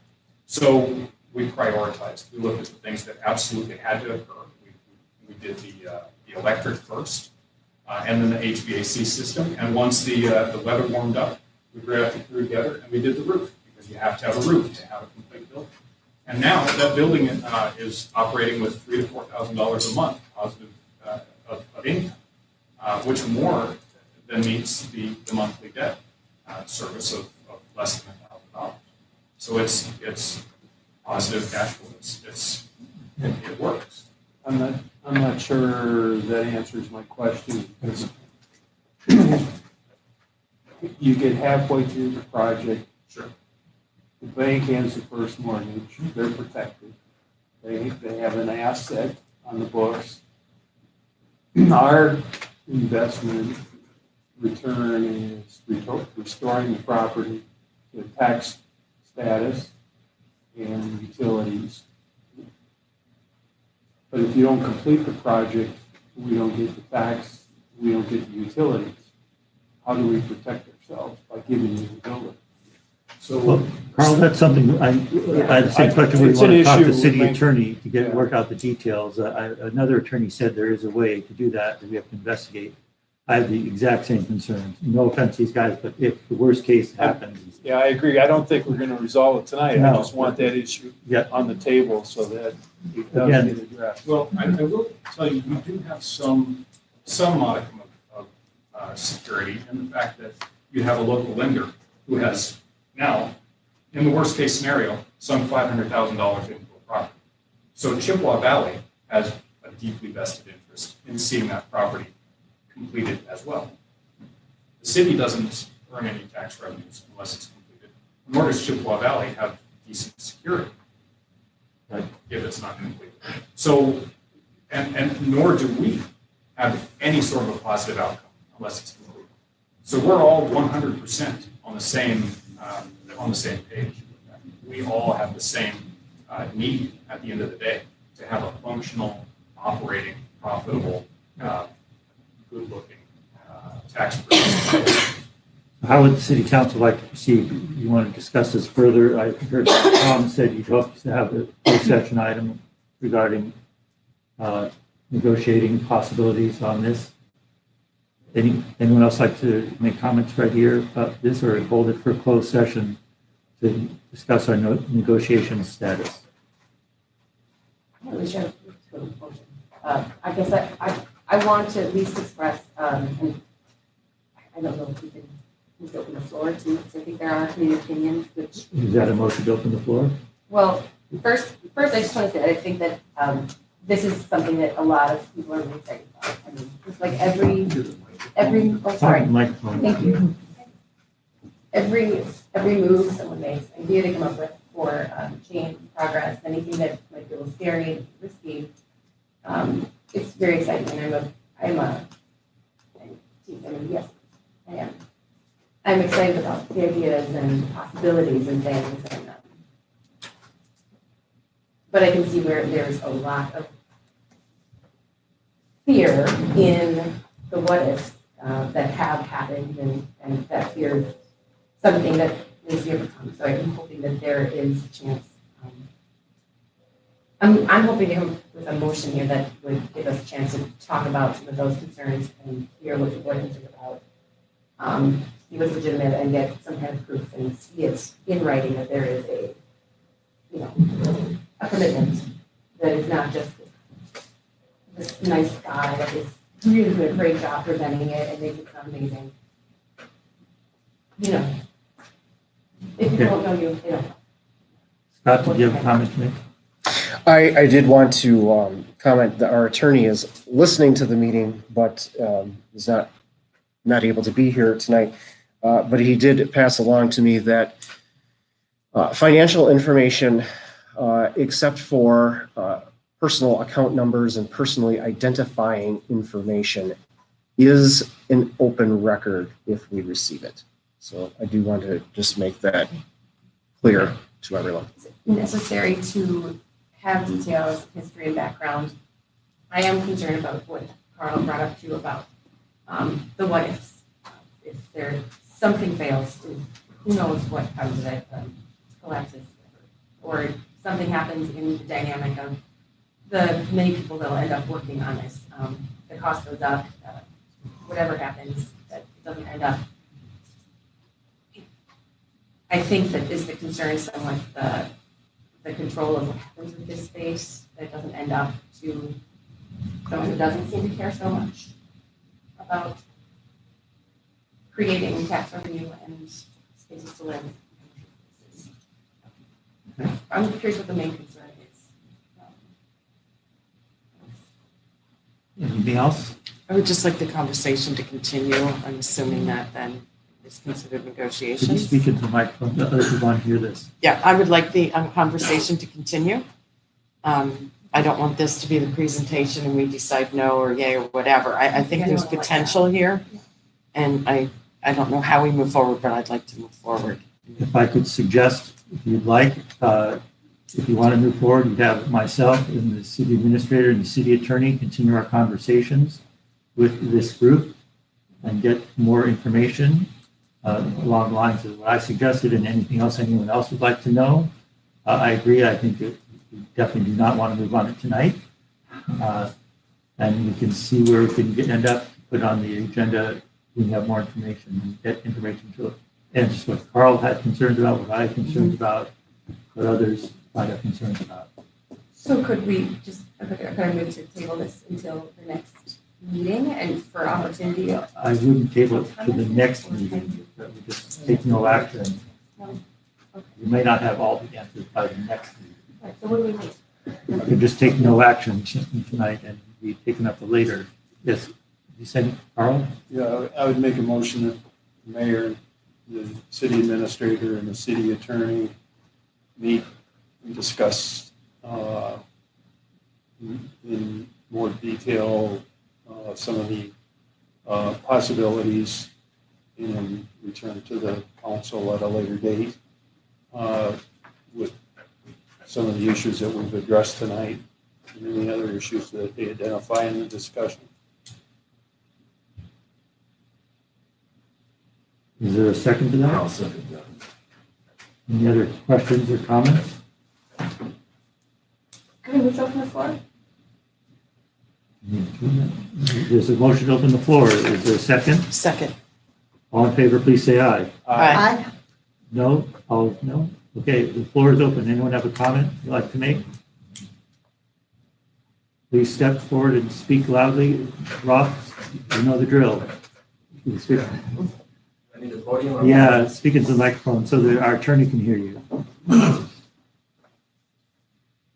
I'm Roth Edwards, I live at 221 West 6th Street, Washington. And first of all, thank you to the council for your good questions on this, because I think it's an important development for this city. It's not an exceptionally large one, but it could set a very good precedent for the city. And by that, I mean that it encompasses some of the things that we've been looking for, and that we've been talking about in previous meetings. For years, for that matter. Number one, Bayfield Street enhancement and beautification. So it accomplishes this. And to a small degree, it addresses the housing issue. And it equates to business and economic development. So that's just off of my first impressions, but as always, I appreciate your due diligence and intelligence in addressing this matter. One question I have regarding the backside is this is, I think, a real opportunity that this project represents is not only the facade on Bayfield, but the reverse side. You want to use the view of the lake, and you can view on Hempstead patio. Look, you just describe this as well as you can at this point. I know it's really what the backside will look like. I think that's jumping ahead quite a bit. We have a lot more on the agenda tonight. I'm sorry, Roth, but I'm going to cut that off. Well, I mean, for example. We're going to cut this off because we have a lot more to do, and that's down the line quite a way.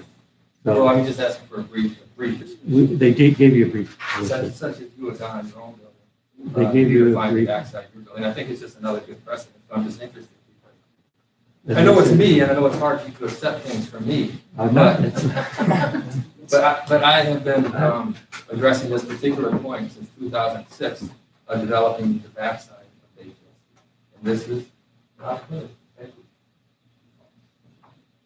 Anyone else like to make a comment? The motion to close the floor. I so move. A second? All in favor, please say aye. Aye. Opposed? Floor is closed. We have a motion and a second on the floor. All in favor, please say aye. Aye. Opposed? Passes. Thank you. We'll be in touch very shortly for future meetings. And I just want to say that I've spoken with many people about this building.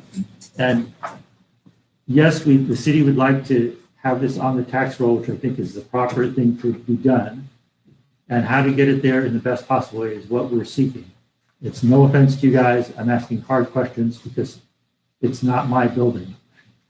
It's the public's building. So thank you. Thank you very much. Thank you so much for your time. Thanks for the hard questions. And can I leave my business cards? Sure. Yeah. Next on the agenda is reconsideration of and discussion or action on a solar voltaic PV system design and installation project at the wastewater treatment plant. We had this on the last agenda and was it Aaron you asked? Okay, so we had Aaron voted against it, and by our laws, our ordinances, we can request it back on the agenda, which it is tonight. The difference is that the cost is lower than it was previously by $30,000. The Eagle Point Group has lowered the cost. All the information is in the packet. Scott, did you have anything you wanted to say? Process, your first, yes, the process is a motion by one of the 5 council members who voted to reject the bids would be the first thing.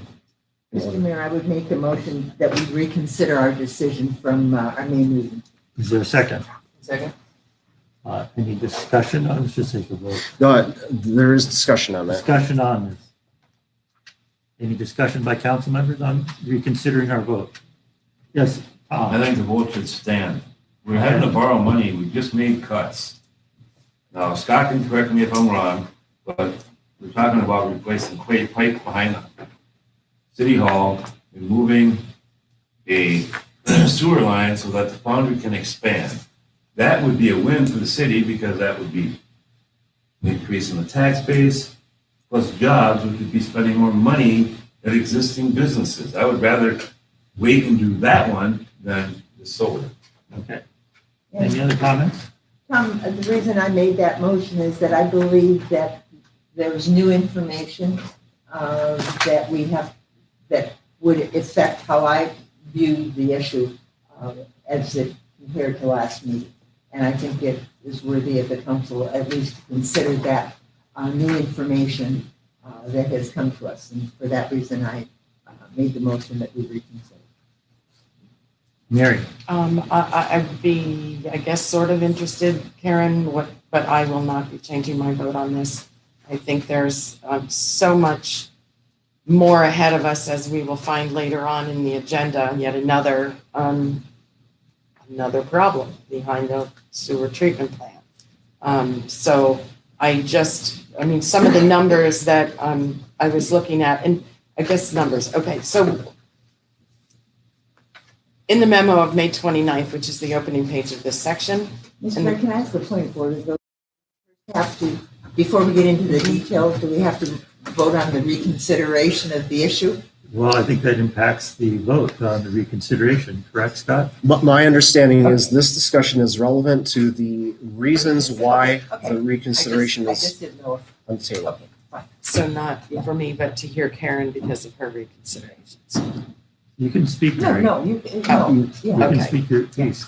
I just, part of it was the limit on our debt capacity. There are more requests to come. The system may take more questions to come about the maintenance of the system. We're told that the maintenance is minimal. We've always heard that. You could say that even when you're home. The plumber comes, he gives you a price, it's more than that. I mean, things like that. The staff has a difficult time maintaining the infrastructure that we have. There is no shortage of work already. The staff would need to be present to understand how this system is constructed and tied into the electrical system at the plant. I move on to the $650,000 that the sewer utility owes other funds. We don't know where that payback is going to come from. We do know the last time we all met, and I'm picking apart the prices, we were looking for the opportunity to put in a new boiler because the other one could be on the fritz at any time, and the new blowers, which will add to the efficiency of the building.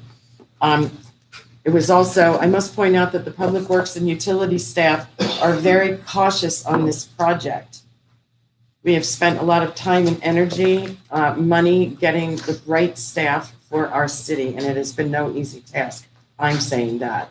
Other upgrades and improvements that are needed at the plant can impact also the functionality. Just two would be the blowers and the boiler. That entire paragraph right there, I think, is important to this discussion. So those would be just some of the things I was throwing out. Not to mention the 2+ hours we spent a week or so ago tearing apart everything and leaving possibly our employees in this building, in a cold building again, because we toyed with the idea of not replacing the windows at $50,000. So even with the cut, here we are at the middle of June and yet another accident, and not an accident, another problem with age and problems.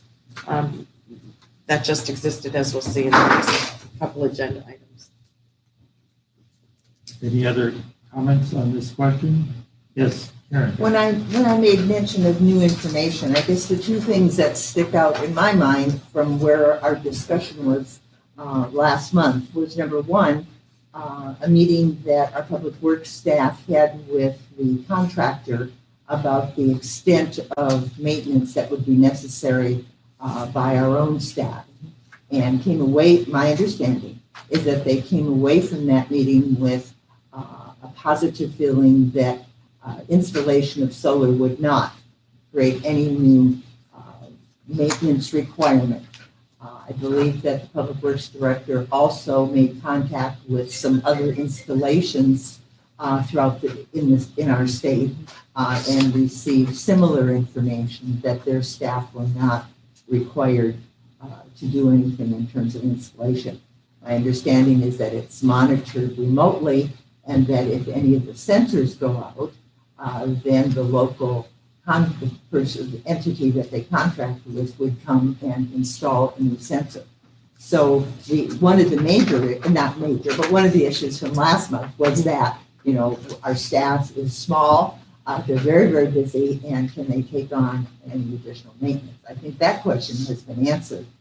I think the second new piece of information that we didn't have last time was the fact that because this is a partnership of 4 entities, and all the bids are kind of dependent on each other, the contractor was willing to discount or reduce the amount by $30,000, which I think makes it much more attractive, and it gives us a better return, minimal in year 1, but by year 2, 3, and 4, a positive return, because before we were looking at a return that was further out.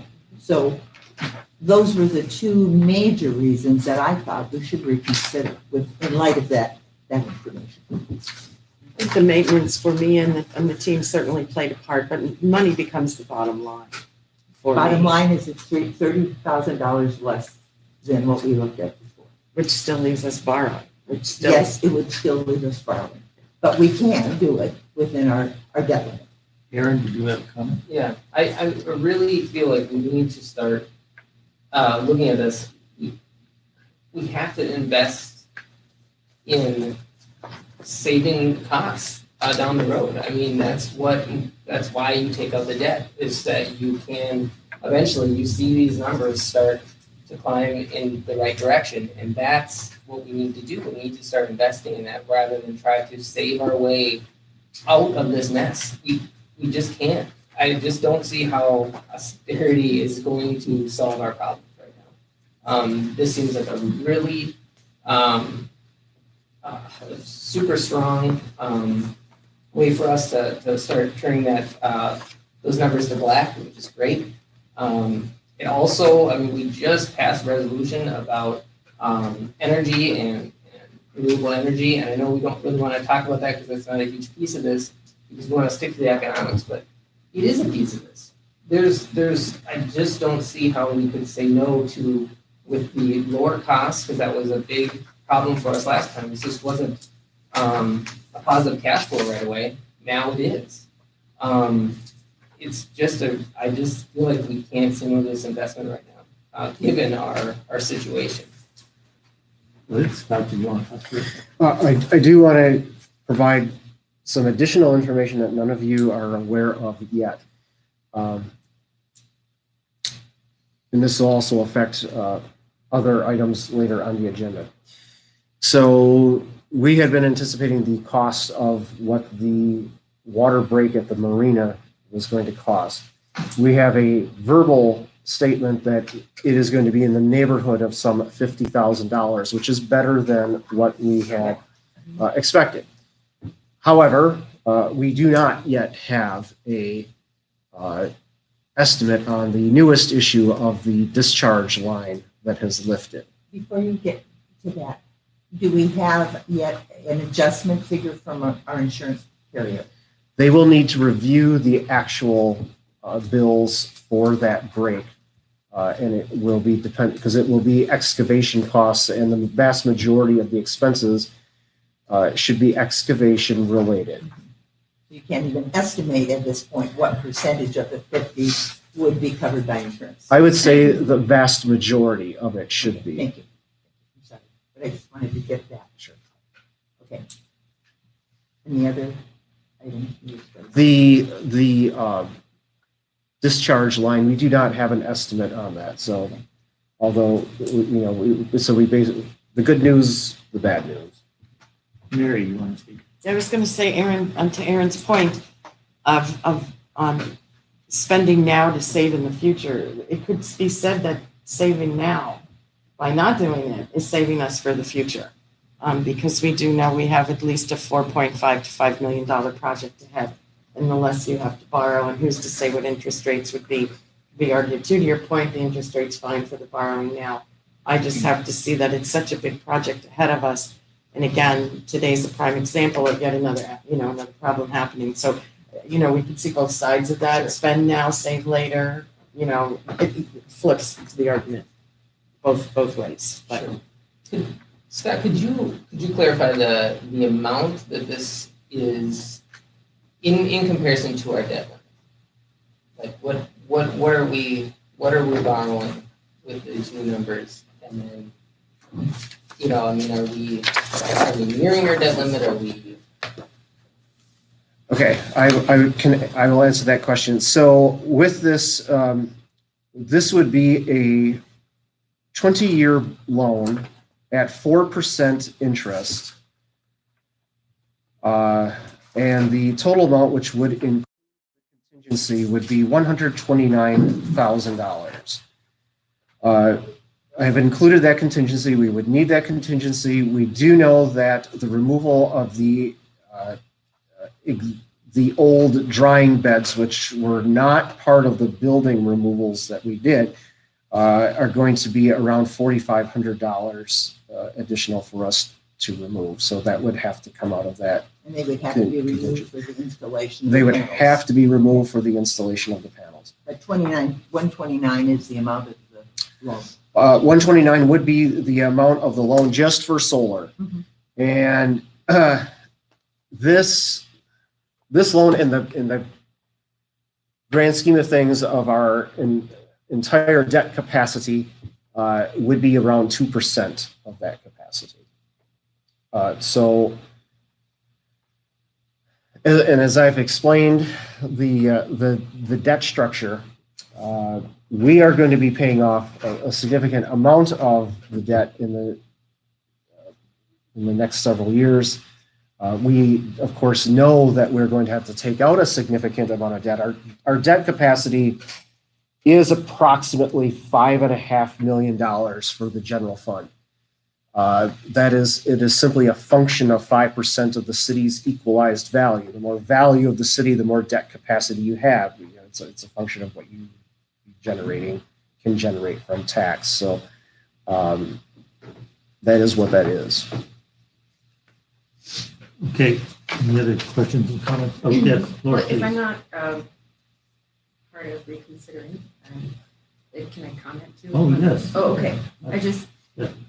I really feel like I want to say that I want to know more, and maybe more people need to know more about your history with finances and why this is a really strong issue for you.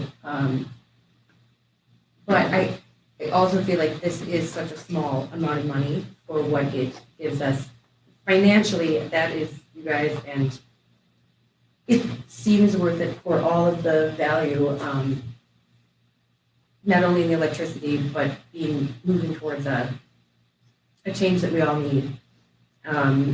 It's something, I know it sounds silly, but it's like a marketing thing too. I mean, it's the brand of the city, the face of what we believe in. And I know that it's going to be frustrating when we talk about equal municipalities, but it's something that brings people here that they want to raise their families here. They want their children to have a future. I feel like all of the speeches that were made at the very beginning kind of made me feel like this really isn't optional anymore. We really should do this now when the kilowatt cost is so low. I mean, for all the installations I've looked at for personal use and other commercial use, I feel like that and this grant are kind of too good to pass on. Any other things council would like to say? Oh, it's Tom. The sewer utility is in the red now. This is going to be a loan taken out to put solar at that utility. Mm-hmm. It's going to put it farther in the red. We would need at least, as of right now, if I'm correct, 40 new homes on that utility to put it into the black. Am I correct with that, Scott? About 40? If I remember correctly from the last time we had done that study, it would actually be more than that. But Because I heard there was 50, because some says, well, make the people on Hill do that, but that would be a big fight, and there was one before. we had analyzed that if we had 40 new, it would certainly help the situation, but and that's going to fluctuate from year to year. I would have to probably revisit that in detail. We were budgetarily, we were close this year, except for some of these other issues. So, Aaron, Yeah, I mean, I feel like these are two totally separate. I mean, we're just talking about the energy cost of that station. I mean, like, why not get rid of that cost and in fact save money in the long run? I know it's not going to put our utilities out of the red. It's absolutely going to save us money, and we need every bit of it. I mean, I was part of that finance committee. We slashed everything we could. We need every bit we can, and this is a great way to save costs. I know we have this upfront investment, but when it's a positive cash flow, and once you are on solar, that is a cost that goes away from long term. Long term, but we're taking out more debt. Which we can't afford. The utility is in debt. At what point does it come a factor where the water bills and sewer bills get so high that the people get fed up and say the hell with it and move out? I don't see how this. Gotta start thinking about that. Exactly, that's exactly what we're doing. We're trying to save on our costs, and Okay. this can do it. Laura was next. Well, I feel like there has to be another solution with the enthusiasm out there, with all the emails we've gotten and all of the presentations made, looking for change and hope and taking action to get it done. There have to be other ways, and it might be a bit of a reach right now, but if we still had enough of a crowd, I mean, how many people could stand up and say, I could donate or loan with no interest, or for a teeny tiny 1%, 0.5%, $10 a month, $20 a month to make this happen, because this is not my quote, but I love it so much. It's sexy, and it would look so good for Washburn, and it would bring people down to visit Joel and Ross. You're doing such a great job, and I don't want them to have more work to do, more maintenance. So I would like to see some commitment from a group of people that feel passionate about this to help organize the volunteers that will be on the call list to shuttle off the panels so they're producing through the winter. We don't need to shovel them off. Well, right, and we read that, but I'm just saying, this is one of those things that came up though, is like the They don't have maintenance to shovel, issues. no maintenance. Okay, Just to agree with this, like, I Okay. mean, so the question is, Can we do buy you bonds? want to reconsider, that's what we're talking about, do you want It's to not reconsider reconsider. the motion? right, well, I feel like we're trying to convince each other though. that I can- agree. Can we please reconsider this? Yes, Garrett, did you want to say anything? Well, I just, I guess this is just about as sound as investment as we can make as a city. It's really hard to say no to something like this, especially with the cost going down by $30,000 with the grant. I mean, these are opportunities that were given to us through hard work. I certainly don't want to belittle that, but we really need to start looking at our costs, and this, I really feel that is a great investment for us. I've actually had specifically, when I started throwing out ideas about who wants to waive $20 in the air and offer it out to everyone, what I'm actually talking about is the idea of, on a very small scale, city bonds, municipal bonds, where people could invest in their city and take pride in something that they feel strongly about. And the volunteer list fits in with that too. I guess I'm curious of what the number is that would be the minimum, that if what number would help coming from citizen investment to help with the loan from, so it was somewhere between $1,000 and $6,000 a year, a month, a year, what was it? A year that you would be losing for the first few years. No, if I can address your question. So because the new projection drops the loan amount by 30,000, and because at this time I'm anticipating a 0.5% decrease of the interest rate, the project, based on the averages and the data and so forth, should cash flow. The first year we're $23 off. I can't argue on that. So you'll see that it's slow, it's incremental. The first 5 years we're under $1,000 of positive cash flow. Once you reach year 6, we're at 1,200. Then it gets up to 2,000 by year 9. Over 3,000 by year 13, and so on. So that is what the projection is. As far as your suggestion of making donations without making that very complicated, I would suggest if anyone is interested in donating, the city is a tax-deductible entity. People can make donations for this cause, and we will certainly apply it to the loan. I'm actually just trying to trigger talk. If there really is this, like, trying to pay off the loan, if something comes out down the pipe that is just, really, I'm not meant to be a fun, but these pipes that are going to keep having problems if we can't get them changed for 4 years, and that is a massive amount of money, and this is relatively a drop in the bucket compared to that, so it doesn't seem like it should be compared, just like I don't feel like electrical needs to be added on to the sewer, grouped all in one. Can I explain that? So how this works, if you reconsider this and you go forward, how this would work is we project that the savings on our electric bill is what pays the loan. Okay, so that is how that would happen. So unless projections are off, and I can't guarantee anything. There's always some degree of risk with that. It is projected to pay for itself. If you approve the loan, it has to be a taxpayer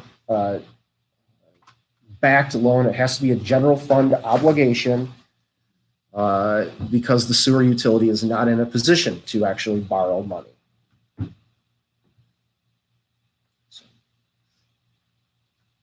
I think the numbers I was looking at were somewhere in the middle of this memo, 1229.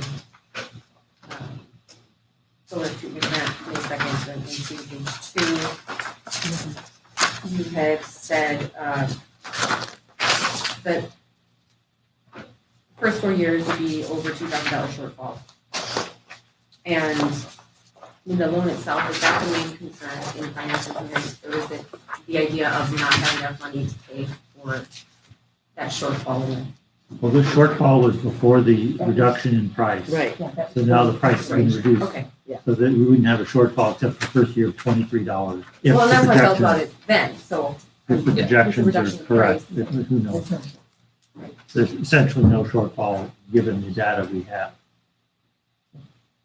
So we're back on, do you even want to reconsider this? We could always vote no at the end and the project stops. We're just even getting to that point. So, but if we voted no entirely right now, it would end. Any other comments? No? So I guess we'll have a vote. All in favor of reconsideration of this project, please say aye. Aye. Opposed? No. Can we do a roll call just because I wasn't clear? I'm sorry. Okay. Linus? No. Laura? Yes. Karen? Yes. Karen? Yes. Carl? Yes. Mary? No. 4-2 to reconsideration. Correct? Correct. Okay, Yes, Scott. Okay, now, if I'll just clarify where you are at right now. So now, the contract, accepting the bid, the contract, and the financing are on the table. So, if you are in favor of doing the project, what you would want to do is approve the contract, but it would be $30,000 less than what I had drafted last month. So we would just do math. That would be 100 and something. I had 216,285 minus 30,000. So that's what the contract would be. 186, 825. Sorry, do you take care of that again? 186, 825.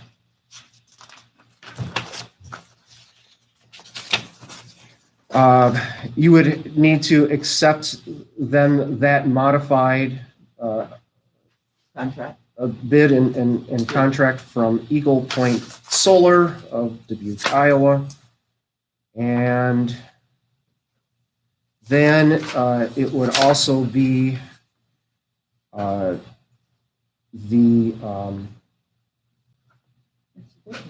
placement of, it was the Public Works Director would be the responsible representative for this project. Okay.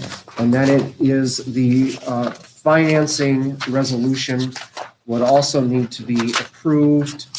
And that amount would also need to change.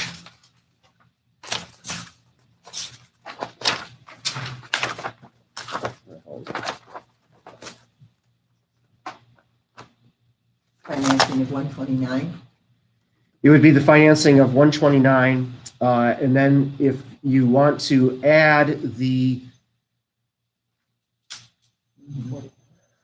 40,000 for the boiler and the variable drive blowers into the loan, you have the option to do that at this time. They would both of those would be considered to be energy saving projects as well. The advantage of doing that is we anticipate those projects will have a quicker rate of return. The disadvantage of that is still further debt. So by having the quicker rate of return, it adds more cushion if solar doesn't meet its projections. But you are just adding that much more to the overall debt amount. So that's the disadvantage. Mr. Mayor? Yes. I move that the city council approve the agreement with Eagle Point Solar of Dubuque, Iowa in the corrected amount of 186,825. And that second, that the Public Works Director, Robert Anderson. One at a time. Is that? You can do it as a lump sum. Okay, all right. I'll make sure we're doing properly. Sorry. Go ahead. And that the Public Works Director, Robert Anderson, be the designated contact for this contract for installation of solar. The responsible representative. Responsible representative. And that thirdly, the council approve a loan in the amount of $169,000 to include the cost of the solar installation, our portion of the solar installation, plus $40,000 for new blowers and a boiler at the water treatment plant. Is there a second? A second. I'd like to make a couple comments. This has been a very difficult issue for myself. I've been thinking about this for quite a long time. So I just want to put this out there for the council to consider.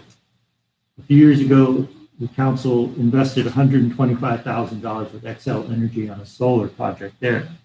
It is based on the electrical usage of our treatment plant. So we have, we get a payback on that investment we make, and it's roughly about 2% we're getting payback right now. Yeah, Tammy and I went over the numbers. It's roughly, it varies a bit, but roughly speaking. It's unclear what, if we put solar panels down there, what effect that would have on that. I'm sure we don't want to use more energy than we need to, but we already have an investment of $125,000 with solar, with XL Energy, that is paying your dividend. What the payback will be with solar panels, it's difficult to tell. We don't know what our energy use will be. So, but more than likely, you get less of a return because we're using less energy. So that's one thing to just try to keep in mind as part of the big picture. Do you have a dollar amount associated with that 2%? Well, Go right ahead, please. so we started getting a return back in June of last year. And a little better than $6,000 for 6 months. So $1,000 a month. Well, some months, it was Yeah, more, some yeah, months but- it was less. It varies. So it Okay. varies. We don't have a Varies, long it's track based record. off of how much, That's your our share kilowatt hours of the, 125,000 Okay. invested already. so we've received one payment through December of 2000? no, it's monthly. Okay, It's done monthly. And the combination of those 6 Okay. months was Okay. just over $6,000. so maybe around $12,000 annually? Maybe. And that money's being used to pay back, it's offsetting the sewer bill, but I just wanted to- they owe general fund, Yeah, stormwater right, and right. water. Okay. Just want people to keep that in mind so we know what we're really talking about. And as mentioned, I would love to see solar there. But I have other concerns. I'm not saying I'm pro and con, I'm just talking out all the issues. We see we have constant unexpected costs, and this loan won't break the bank, but we continue to have pressing needs. And we know upcoming, we have lots of things coming up. So just remember, we had the Girl Scouts here, which we all want to do sidewalks. We know we're going to need a new fire truck. We know we're going to need a new ambulance. We know we're going to need police cars. We know when we can reconstruct Bayfield Street, the state has already told us in the past when they used to pay for sidewalks and street embellishments like they did in Ashland and those nice telephone poles, the nice power poles, they're not doing that anymore. It's the city's responsibility. And we know that is what people will want here. I can tell you, they want streetscaping. The state is not paying for it anymore. So we're going to pick up the bill. We have lots of costs. Not to say we can't do this, but just keep in mind, we can't do everything. So let me finish here. You had your chance. So we know there's lots of general improvements we want to do. Not be so negative on this, but just keep in mind, you can't say yes to everything. So I'm sorry. Now, Aaron, go ahead. Well, of those costs that you were talking about that we have upcoming, none of them pay for themselves like this does, right? I mean, am I right in that? I mean, maybe indirectly, a fire truck would pay for itself, but you know what I mean? So we have to be careful about how we talk about these costs. And this is a little different. This is different in the sense that it's an investment and actually, it's not just a fix, right? This is something that actually takes a cost away. Yes. To Richard's point, though, takes a cost away. If we use less electricity after the $125,000 we've already spent on solar with XL Energy, if we use even less, we lose even more. So, That one's a weird one for me though, because so you're saying we should spend more energy to get something back? I mean, that doesn't. that would not be what came out of my mouth. What I said was, we will be using less energy, even if it's just the blowers and the boiler per se. Right.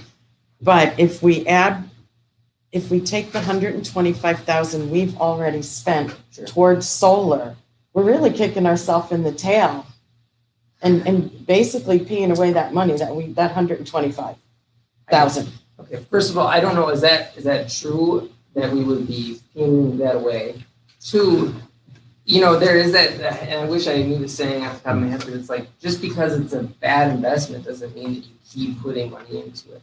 You know, like, we can't just keep, because, hey, we already put money into this, we're just gonna keep riding this out. We've gotta look at this as how does this actually turn it around? But, to the first point, I mean, is that really what we're talking about here? Is that? No, you know, it's not really, it's Okay. just something I want to consider. I think what someone wanted to speak from the floor, is a motion to open the floor. Move to open the floor. Is there a second? I'll second that. All in favor, please say aye. Aye. Opposed? Mr. Bailey perhaps can answer any questions for us. Bill Bailey, I just want to answer one question, and that's how the community solar relates to the solar. Can you speak into the microphone, please, Bill? You can do both. They both save you money. They are not mutually exclusive at all. There's no way that putting solar at the sewer plant is going to detract from the community solar that you get. The community solar will pay you 5, 6, 7% return on your investment. The solar at the treatment plant with the reduced cost will pay you a higher return, but you're going to get money back. There's no subtraction from the community solar. Thank you. Thank you, Bill. It was hard for us to get our heads around all these. Any other comments here? Move to close the floor. Is there a second? Second. All in favor, please say aye. Aye. Opposed? Floor is closed. Any other comments on this issue? If not, are you ready to make a vote on Karen's motion? All in favor, please say aye. Aye. Opposed? No. We have a roll call, please, so we're really clear. I'm sorry. I just want to, it's an important issue. I think people need to know where everyone stands. Nymus, No. Laura, Yes. Karen, Yes. Carl, Yes. Karen, Yes. McGrath. No. 4-2, it passes. Thank you. It's been a very difficult issue.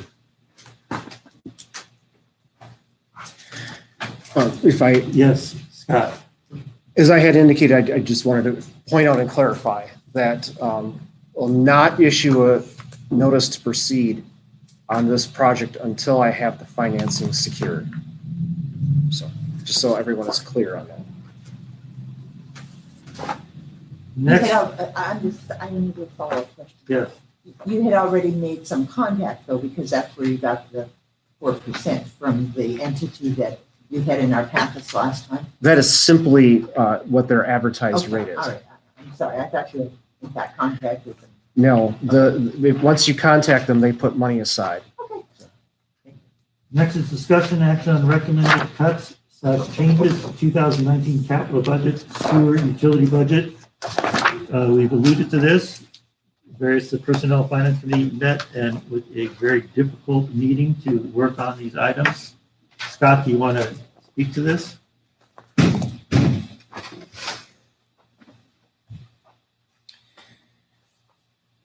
Okay.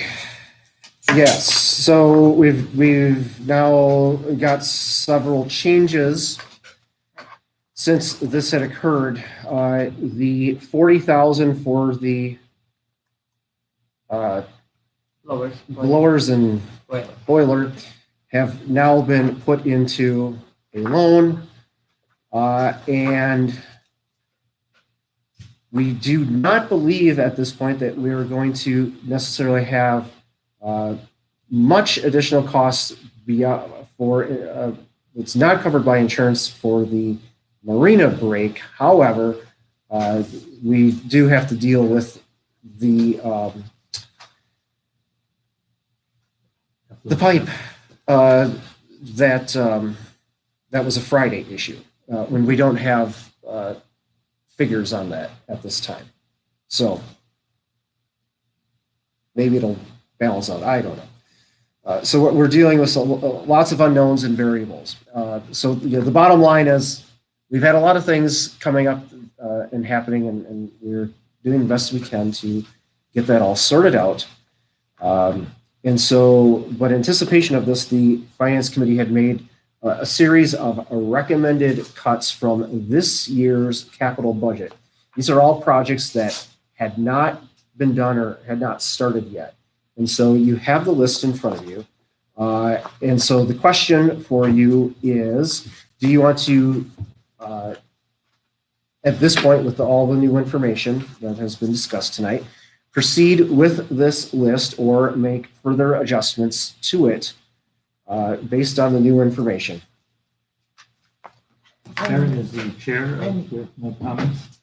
Yes, my comment would be since the $40,000 that was in the final plan for the blowers and boiler, as you've indicated, Scott, is no longer in this plan. I would like us to consider, I know it's not the $50,000 for the City Hall windows, but it's close. And I would like to suggest that we consider taking that $40,000 that we had already earmarked in the plan and identify and target it for City Hall windows. Versus saving it, which is another option. Just to make a comment, these windows are of poor quality, and ever since I've been around, the city administrators have been putting it on the budget to get it done. It's never been done. Mary, you might have a different take. No. But I mean, year after year, it never got done. Lack of funds.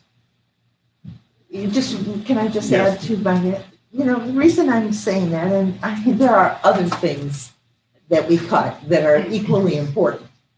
More money in street ceiling, Bayfield Street sidewalks, the fire department and ambulance both had, or the fire department had some concern.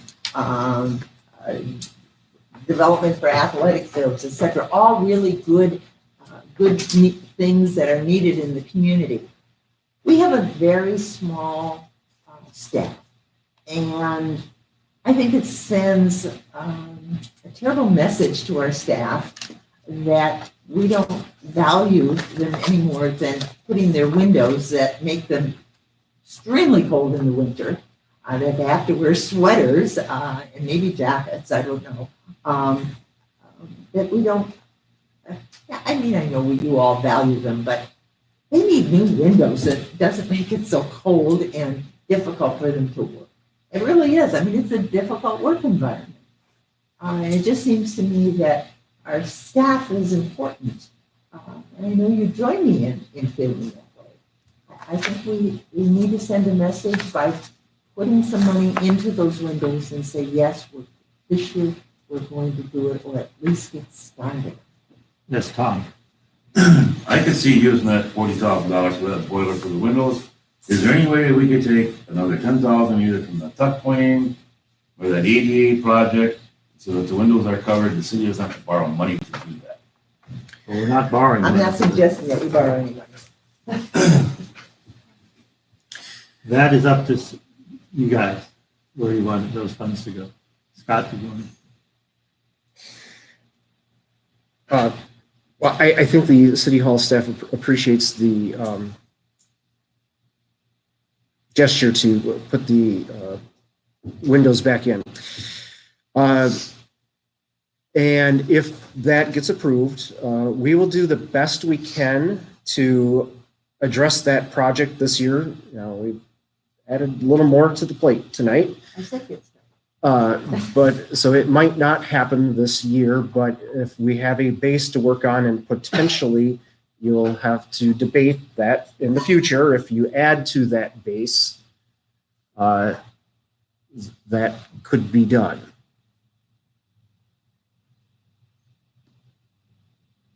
Okay. There's a, Karen made us. I didn't make a motion. I just put it out. Well, then I will. As chair of the finance committee, I move that $40,000 be earmarked for City Hall window replacement from the financial plan that you have in your packet. Point of order, do we need to approve all of these changes?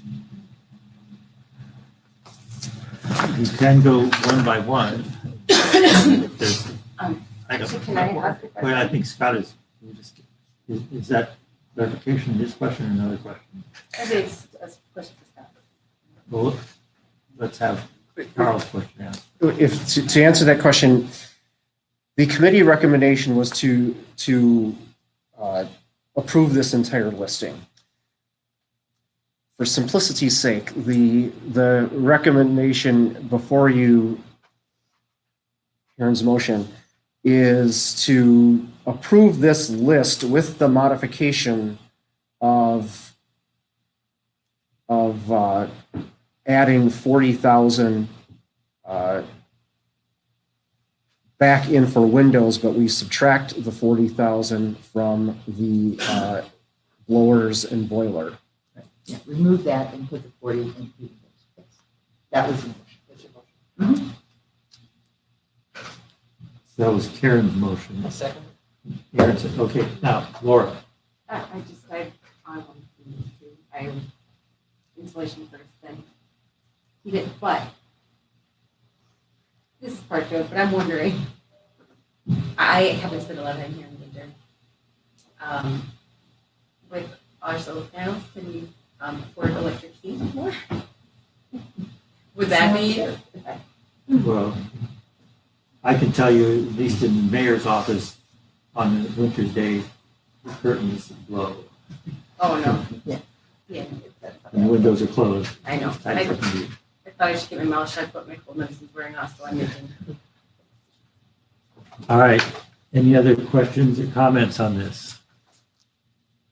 Hearing none, are ready to vote? All in favor, please say aye. Aye. Opposed? Unanimous. Thank you. Next, we have discussion action on resolution 19.007, approving the 2018 compliance maintenance and annual report for the sewer utility. And you have that information in your packet. Is there a motion to approve resolution 19.008 for the compliance maintenance annual report? I so move. Is there a second? Second. Before we begin, I'd just like to say, I've seen these year after year, and you see the crew down there has done a great job. We have A's on everything except one. That's the financial part, which we're trying to work on. But I have to compliment and congratulate the crew. Mary and I can agree, we've seen this not looking so nice in the past, looking really bad. We've seen lots of letters besides A's over the years. So great job. I know, Bob, you're just new, but tell your crew, we appreciate the work they do. We'll pass that on. Okay, is there any comments you made for that? All in favor, please say aye. Aye. Opposed? Passes unanimously. Next is discussion and action on planning process for Omaha Street property available for development. And this is information that was presented by our City Council President, Karen Novacek. So I'll turn it over to Karen. First of all, you'll note that the font is different. This is done on my computer at home, so whether it's easier or not to read.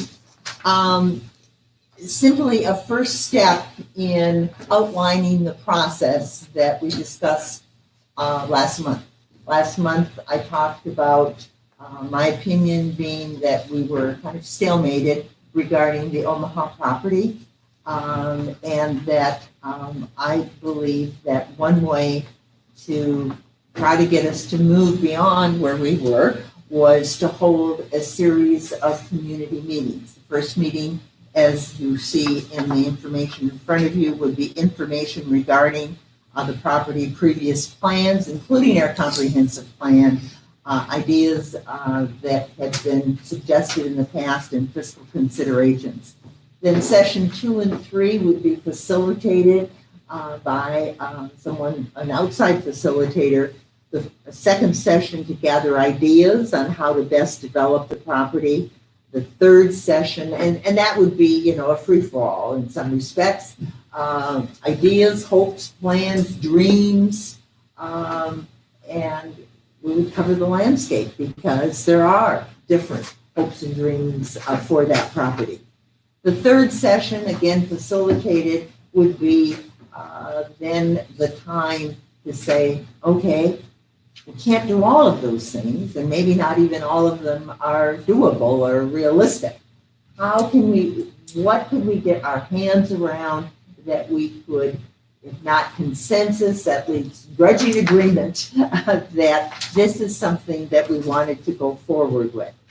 I suggested as the goal that it provides the opportunity for our residents to give us input on how we should move forward, that the objectives were to provide information, to get input, and to develop recommendations that would be a 1 to 2 year at least start. Now, there will be discussion, and it's a valid discussion, that isn't this just violating a comprehensive plan where you really should look at the entire community, all the properties that the city has, all the dreams and hopes that the residents have for our community. Who are we? Who do we want to be? How do we want to use a cliche, brand ourselves? What do we want to be when we grow up? And all of those things are valid. I think all of them are important for a community to do. I know also I've not participated in a comprehensive plan for the city of Washburn. I have participated in other comprehensive plans, and I know that it is a tremendous commitment, certainly for city staff, for council, and for residents. And it takes a cadre of enthusiasm and excitement to pull it off. I also know that plans, unfortunately, end up on shelves and never get looked at again. And I'm not so naive to think that this is going to be the panacea either. But at least it will get us started. And maybe out of it will come the discussion, and maybe the third session says, hey, wait a minute. We can't do this by piecemealing just Omaha. We really need to look at it all. And if there's enough enthusiasm and input and participation that, yes, we're going to redo the comprehensive plan. I'm sorry, Mayor, I know that that's a tough pill to swallow because it's tough. It's tough to do a comprehensive plan.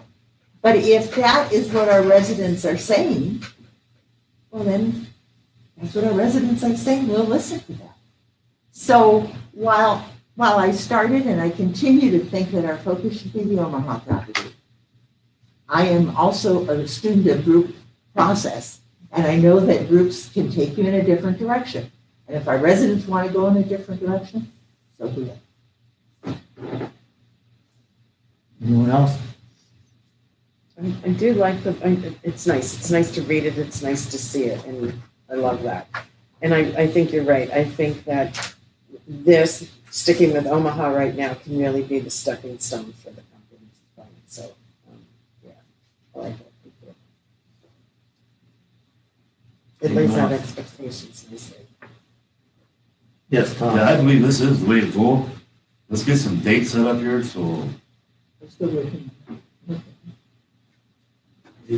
Yeah, we don't have time. We're hoping. Well, I put this out to the council and to anyone in the audience. I have done some work on trying to find a facilitator because sessions 2 and 3, the success of those sessions depend on the skill, the neutrality, the abilities of a facilitator. It really does, A facilitator can make or break these kinds of sessions. And I frankly have yet to find that person. So if you have suggestions of persons that might fill that bill, let me know, because ideally, Tom, we were thinking about doing it 3 weeks in July, but it's going to depend on that facilitator. Not the first session won't be, because that's going to be just information. The sessions 2 and 3, maybe the 3rd and 4th weeks of July, let's say, just for arbitrarily to place it, really need that facility. So that's what I need. I need suggestions of good facilitators that would fit this, that could come in and handle that. Any other comments? Yes. July, I love jumping into July, but I also know, and I don't know how important you think it is, but Brownstone Day comes along, Right. and there's a lot of people involved in that may be tied up that way as. And, yeah, and those are considerations. Yeah. I mean, maybe we'll go to August. You know, there isn't going to be the perfect time. No. Because people will say, summer, we're too busy. And then in September, people will say, well, school's starting and we have fall planning. And then you get to October and then somehow people say, we're too close to the holidays, you know. And then January and February, we're just recovering from the holiday. I mean, you know, there's always going to be a time. Oh, I get that. I a mean, reason. truly, I get it. Yeah. So, but I'm hearing you know, Brownstone Days, that's a consideration, and maybe we'll go into August. And that's not great, but you know, we gotta start with something. And maybe after the first information session, people will say, don't make us come back in August, please wait till September. I mean, we can be flexible in that, and, you know, but. Yeah, we're just throwing out ideas. If Yeah. this is something council wants to proceed with, Karen came up with an idea to work for it. Someone would like to have the floor open, would like to open. I move that we open the floor. Second? I'll second that. All in favor, please say aye. Aye. Floor is open. And just to put forward the statistics from the comp plan survey, the citywide survey of 2005. 2005. 2005. Thank you. Yes, thank you. 602 respondents. And if I'm wrong in the figures, anybody can correct me, but I believe this is correct. 602 respondents, 37% response rate, 3.2% margin of accuracy, which is very good. Now, this was in 2005. We did this public survey. This is the way to find out what the people of Washington want regarding this crucial piece of prime Lakeview real estate. This is the way to do it. If you have visioning workshops, which we've done before, through a facilitator, everything will be moderated through the facilitator. In other words, it will be biased through the facilitator. There's no such thing as a perfect survey. The 3.2% is very good, and a 37% response rate is outstanding. And if we could do that again with those same or even better numbers, this is the way to get this very valuable information from the people of Washington. Thank you.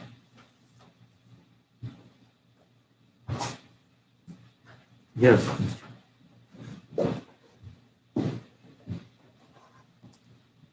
I appreciate what Karen is. Can you state your name and address, please? John Grossi. I appreciate what Karen's doing because after, I think it's a March meeting, it's pretty clear that the board or the council needs to step back and see what the people want. And so I think that doing that is a good thing. My concern, and I think Karen, you indicated that you have this in mind, is that we look too much at just one piece of property versus the whole city. And my concern is if we just look at Omaha, there are going to be winners and losers that come out of that. Because we end up with certain needs that are being met and certain ones that aren't. So I would encourage the discussion to include a lot more than just Omaha so that the needs of everyone's being met. The other issue that I think needs to be addressed as a part of this is that the administration has made it clear that this parcel is key to solving the city's financial woes. And if that's the case, then we need to have a serious analysis of that as exactly how much taxes are going to be collected, how much the city is actually going to receive, and what that actually means. Last time in March, we were all over the place. The council was scrambling at the meeting to try to figure out how much was actually going to be added to the city. So I think that is a component that should also be addressed. Thank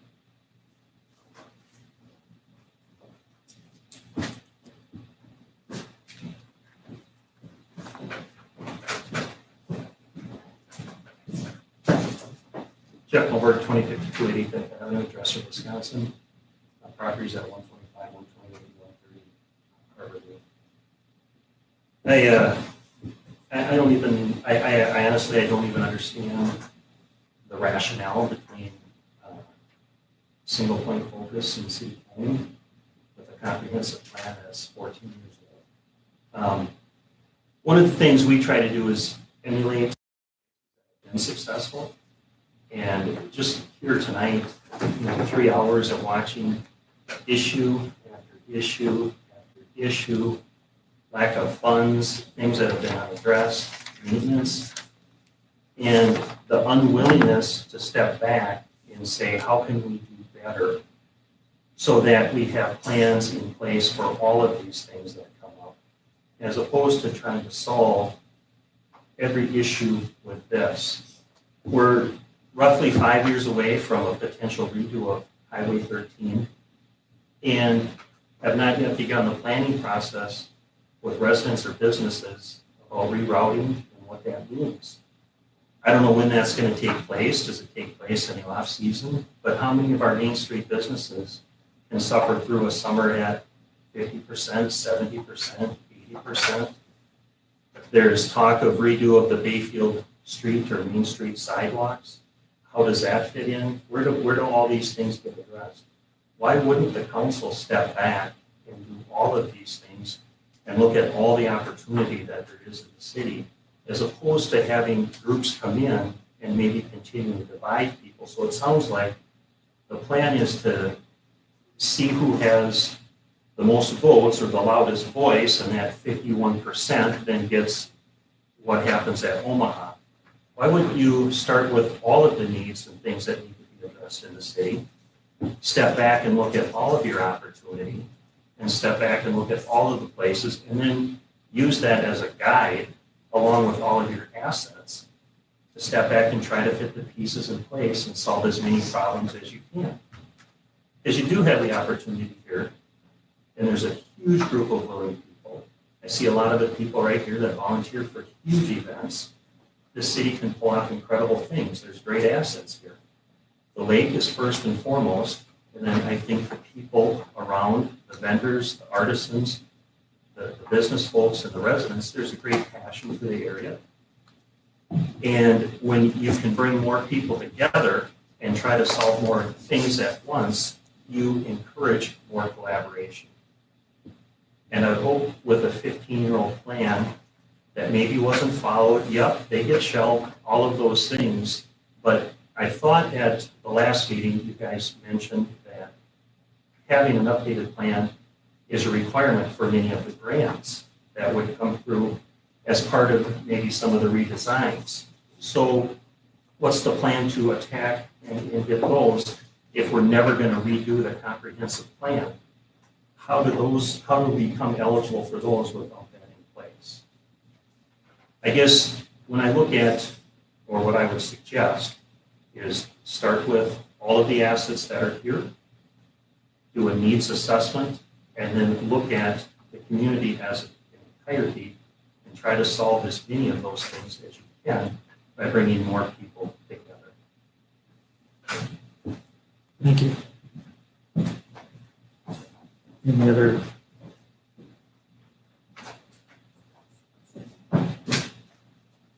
David Anderson, 617 7th Street West. For those who don't know, I'm the board chair for Mount Ashley, and we went through a couple years ago when I took over. We decided that we needed to start doing things completely different, because the way that we had been doing them, it was just like running into a brick wall. We have 45 days in winter to make money to keep that hill open. So we have a lot of challenges. So we had to completely refigure how we operate. And I told the rest of the board that things were going to get worse before they got better. And right now we're in the dip, and we're just coming out of the dip, and we can see the light at the end of the tunnel. So I would my suggestion, I guess, would be to let's take a step back and look at the long-term picture. That's what we did. We looked at the long-term, what our customers were, who they were, why they came here, and tailored our plans to that. And so if we take a step back and just look at what's the long-term picture, this isn't 1950 anymore where we can continue to do business as usual. It just doesn't work. We have to look at every aspect. Who's spending money? Who isn't spending money? Who has money and who doesn't have it?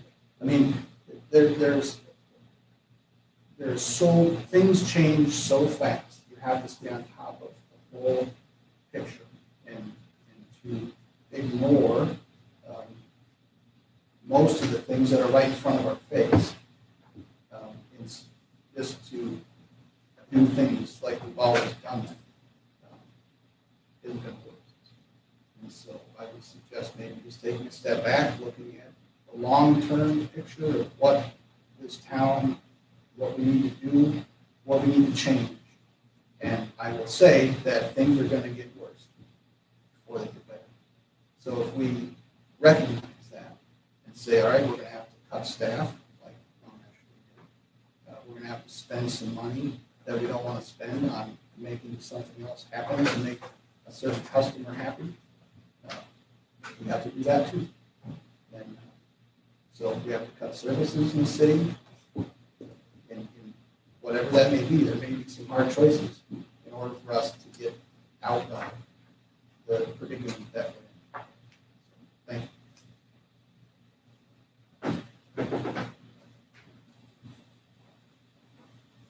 you. Porter. So, I'm a school teacher by trade, which is my inclination. That's my first love. One of the things that I love to do is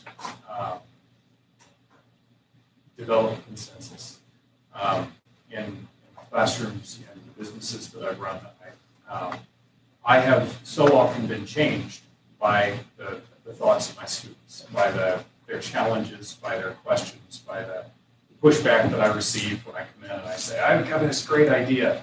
And, and the whole class is like, Mr. Porter, come on, man. What's going on? What am I missing? And so I think, and I take it home and I sit with it, and then I come back the next day and I say, what about this? And, sometimes I still get a little bit of, pushback, but eventually, they push back enough and I start to hear them and I start to understand where I was mistaken originally. And I start to say, oh, you guys were actually saying this, and it's something that I actually agree with. And I start to realize, and I get to jump on board their train, and I get to say, oh, okay, yeah, no, we can totally do that, yeah. And then actually, it turns out being a better idea than I had in the first place. I'm excited to engage in the conversation in whatever form it takes.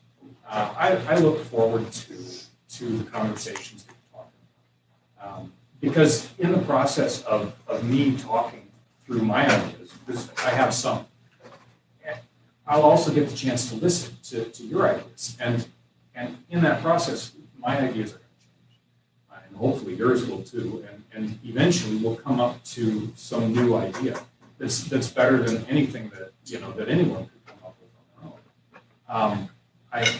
I've felt that happen time and again.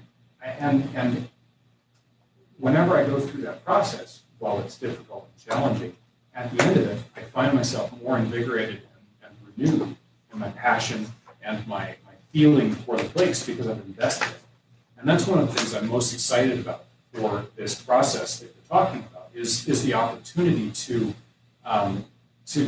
engage with other people who are passionate, because nothing happens without passion. The only way that this community increases and becomes better is if people are willing to invest themselves.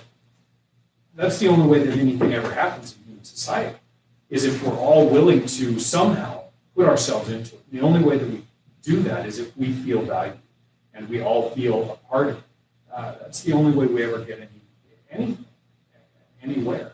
And so I want to thank you all for being open, and I know that, for listening and for sharing your ideas. I've learned a lot tonight, and I'm looking forward to that process. So, thanks.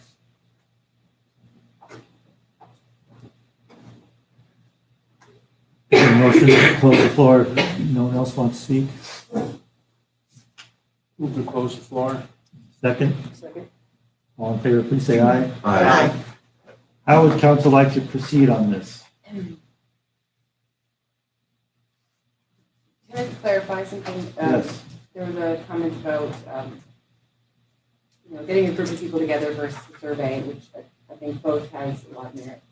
And having somebody enthusiastic enough and energetic enough to make these things happen and get opinions and do that much networking. I think it is important to try to make the most of that. And I'm wondering if there is a way, this is not a deciding meeting. This is not where people in this group are going to vote and say, this is what we want done, and they have it, right? I mean, this is We're just just talking about getting a series of meetings together. Right. It's not to say we couldn't incorporate what Rob said in the future or as part of those. That's a possibility. Also, anything's Yeah. possible. And as I was explaining, groups decide, you can set out the agenda, but, if the consensus, if the majority of the people that are there say, wait a minute, this is too segmented, then we're going to listen to that. Wait a minute, you need something in a broader, longer range focus. I wanted to push us a little bit, us meaning the council and us meaning the community, to begin to start having the conversation about future, about thinking through options. And yes, it's narrow if you just focus on Omaha. And maybe, the consensus will be, it's too narrow. We got to do broader. But I want to hear, because I haven't heard. I've heard from, and I said this before last time. We have a vocal minority on either end of the spectrum, and then we have a large silent majority that doesn't come and sit in our audience, may listen to us or watch us on TV, may read the email that the mayor puts out, and says and nods to themselves and says, okay, but I want to hear from them. What are their hopes and dreams for this meeting? So, I think that I desperately need some ideas about the facilitator, and once we have that, then we can get a little more detail. But, I think that the comprehensive plans should be there in the information session. This is what we said 14 years ago. Is this still something that we want to freshen up and say, this is who we want to be, or do we say, hey, that's very different? I don't know. I don't know how the group's going to go. That's what's exciting about group work. I just wanted to get some reassurance out there for people that this is not where people are going to vote and make decisions for the city. Correct. Right, yeah. They can't have to. That's what I'm saying. That you're doing a good thing. I think this is it's good to get ideas. A city council that in tune with their community does have their votes influenced by what their residents want. We wouldn't be doing our job if we weren't fired up. Listening to what people in the community say to us. So, yes. Those are my keys. Okay, I don't. Okay. I still don't have a direction. Is this what the city council wants to do, or I need some direction.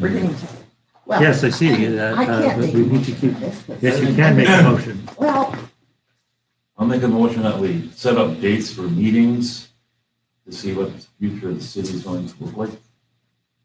Besides just Omaha Street, is that right? Correct. Okay. So Tom's motion is to open it up see where we're gonna go, citywide. Is there a second? Second. A second. Comments? Discussion? Is there a willingness on your behalf to hear ideas and meet with any of the people with great ideas out here that think, well, this is, if somebody wants to work on a survey before the meeting or the second or third meeting, if that is that first meeting, first session, would that be part of coming up with? Well, that is for the structure. Yeah, the first session I saw is information only to get everybody started on the same page. Understanding the properties that we have, understanding how big Omaha is, why it's important to us, understanding what some of our fiscal constraints are. Once we start talking surveys, then we're taking it into a different realm in terms of a time frame. Then, a survey, you need a couple months. First of all, it's constructive. And then you have to, administer it and analyze it, et cetera. I am not opposed to surveys. If the council feels that we need to do a survey, But that's not Tom's motion. I know. Tom's motion Okay. entirely obliterates the first session. Okay. The first session is entirely different. The Well- first session, as Karen brought up, would be, the Omaha Street would be just one little tiny segment. It would still be an information session. Right, but it'd still be one little tiny segment of the whole big picture, which is a whole different issue. So Yeah, I just wanted to clarify. A survey is something else. So Yeah, okay, we Stop okay, talking I'm about a sorry. survey at this point. Let's I was gonna ask do you. one thing at a time here. So we have a motion and a second. Is there any other discussion? Yes, Aaron? Just, again, when we look at this forum as basically an information gathering, or is it a consensus gathering? When you really think about this, Karen, is like, what would you really like? It would be to come up with some consensus on that piece of property. Well, if you see session 3, that's exactly what he's written. Okay. Facilitated session to identify consensus recommendations. Consensus of that group of To people. present to the city Right, council. Right, okay. And Yeah, I think I was it's, as long as, that's taken into account, because I think to Ross's point, that, that will be a small number. Hopefully, it's a great number. It's just, everyone comes. But, This whole thing was based on Omaha. and And it's if a the good council idea. wants to expand it, as Tom's motion does, to future, then it changes the dynamic. And the reason, I know, I was a planner. I know that you don't segment to just one thing. I just felt that we had spent a lot of energy and discussion on Omaha when we were dealing with the housing. It was fresh in everybody's mind. It has had for sale signs on it for a very long time. And I thought, well, could we at least start with that? And I guess, rightly or wrongly, I felt it's encapsulated enough so that you could start with that. There are other pieces of property, certainly, and the city as a whole needs to look at some things. And I may be wrong. I mean, maybe you can't start just with Omaha, but that's what I suggest. If I could comment that in Tom's motion, 3 meetings are not going to do it. We're going to be meeting for a long time. That's what it will be. Many meetings. So that's just going out there from our experience. So hearing nothing else, and it is now in 3 hours and 10 minutes plus. Any other comments? Or otherwise, let's have a vote on Tom's motion. All in favor, please say aye. Aye. Opposed? Nay. I need to have a voice roll call vote. Okay. Tom, is this the, Tom? Yes. Okay. Can I just ask, so this is yay or nay, and then what? I don't know. That he wants to, we have to flesh out what that would mean. This motion was just, isn't it, about changing your plan for your meeting? No, it's including Omaha Street and everything else. Yeah, and she did say it's open to like going from there, but the way I understand it is we're making a motion to say that this meeting should be, we're only approving you to do this if it's open to discussing the whole thing when it's hard to cover everything in 3 meetings. And that's where I wondered about the survey being a separate thing. Correct, but the From your Omaha Street, discussion, open house. the Omaha, the reason why I said everything else is because there's still a very sore spot about what happened, about that housing was supposed to go on there. That's Fine. why. The housing. Then why would we vote look did at not- all? All right, Okay. we're not talking about that. So we're talking first. So We're we're not talking either, about we're that. saying, we're talking about everything and in 3 sessions. Well, 3 sessions isn't gonna do it. So then I have no idea what I'm voting on yet. So Tom's motion was to go ahead, but to discuss more than just Omaha. That was We need his, a different that was plan for his. That was I his don't think it's motion. flushed out myself. but Right. It's up to you guys. So do you want? We've been doing that this too long. If we were to We had a decide, vote. pardon, We had a vote. we did have a vote, yes. Okay, so Yeah. Tom, Yes, Laura, Karen, No. Aaron, No. Carl. Is that a no? And I had said yes. So So it's 2-4. 4 to 2, the motion failed. So then we just. So now, is there any other? So, again, if we want a different plan, if we want to, you know, 'cause that was not a negative towards looking at this big picture. It's just against this plan to address that need. What I think, I mean, honestly, I think it needs assessment and then tackling all of those, you know, that would take a long time, but it might be really smart. Karen, I know what the intent of this was, I think, you know, and I get that, and I appreciate that, because what ends up happening in the council a lot is that we have something and then it almost seems like a surprise to people. And so there's a very sort of, you know, a reaction to it that then kind of makes us all step back and go, oh, okay, we're not ready to go forward with this. And I think the idea behind Karen's plan is to try to lessen that reaction so that everyone's sort of brought to the table. A lot of people felt they weren't brought to the table with the last decision. So it's trying to bring as many people so that we can truly represent the entire population if we can. We can't do that in you know, in these meetings. We're not, you know, we have too few people come, and it's awesome that people do come, but not everyone does. So I get the intent of this. I do wonder if we, I mean, if it was just about Omaha, I would vote for this. If we want to change our plan, our tactic, then I feel like we're gonna have to, as Richard said, flesh that out somehow. What exactly then does this process look like if we have everything that we Right, very good. That's a good, so I want to add to that. So here's how I see it. We can either go back to what Karen suggests, or if you want to open it up to everything, what does that really mean? Do you want to go ahead and do a full comprehensive plan? That is a possibility. We don't have the money in the budget this year to do a comprehensive plan. They are not inexpensive. Yes, it should be done at some point.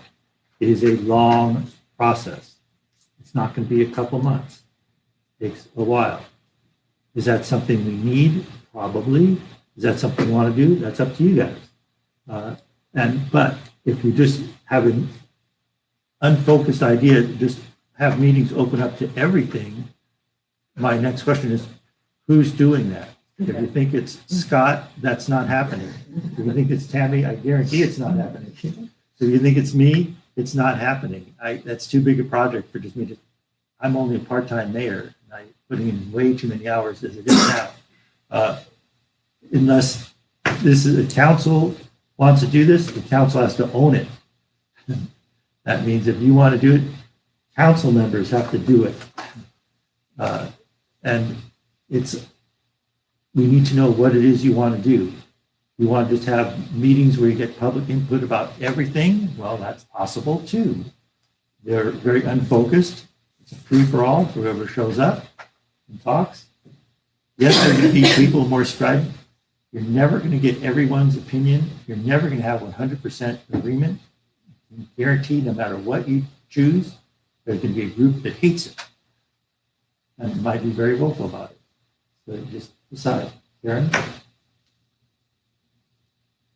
And to the possibility of a more comprehensive view, in the course of trying to ferret out to some facilitators, I'm beginning to gather information about what are the resources that are available to us to have that more comprehensive view.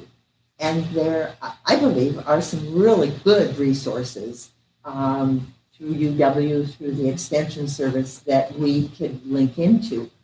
But to do that, we have to lay some groundwork. That is a whole process, and just getting into their queue, if you will, in terms of their availability. I don't know how long that takes, and it's not the time as much as we really probably as a council should have some presentations from UW in terms of these are the resources, these are the kinds of benefits, these are the kinds of things that we could bring to the table, how we could help you in having a more comprehensive view of your community. They do that, and I was impressed in just hearing preliminary information. So that's something I think could be very exciting for us, and it would deal with some of the issues and the concerns that people sitting out in the audience have expressed, that this is piecemeal, that, you need to have the total vision. But that is real different than what I'm suggesting. And I'm suggesting this as a way to maybe get us started. And as I said before, I'm sure that we will hear people say in session 2, hey, wait a minute, you've got to look at the big picture. Well, we'll take that down and say, okay, maybe we've got some ideas, some consensus recommendations, some ideas for Omaha, but maybe we have to hold those in abeyance until we do that comprehensive plan. I can't second guess what people are going to say. Sure. I'm hearing lots of uncertainty here. We can't be certain. Lack of clarity. I would like to make a suggestion. Notice we're all quite tired of doing this. Karen's just getting warmed up, I know, she loves this.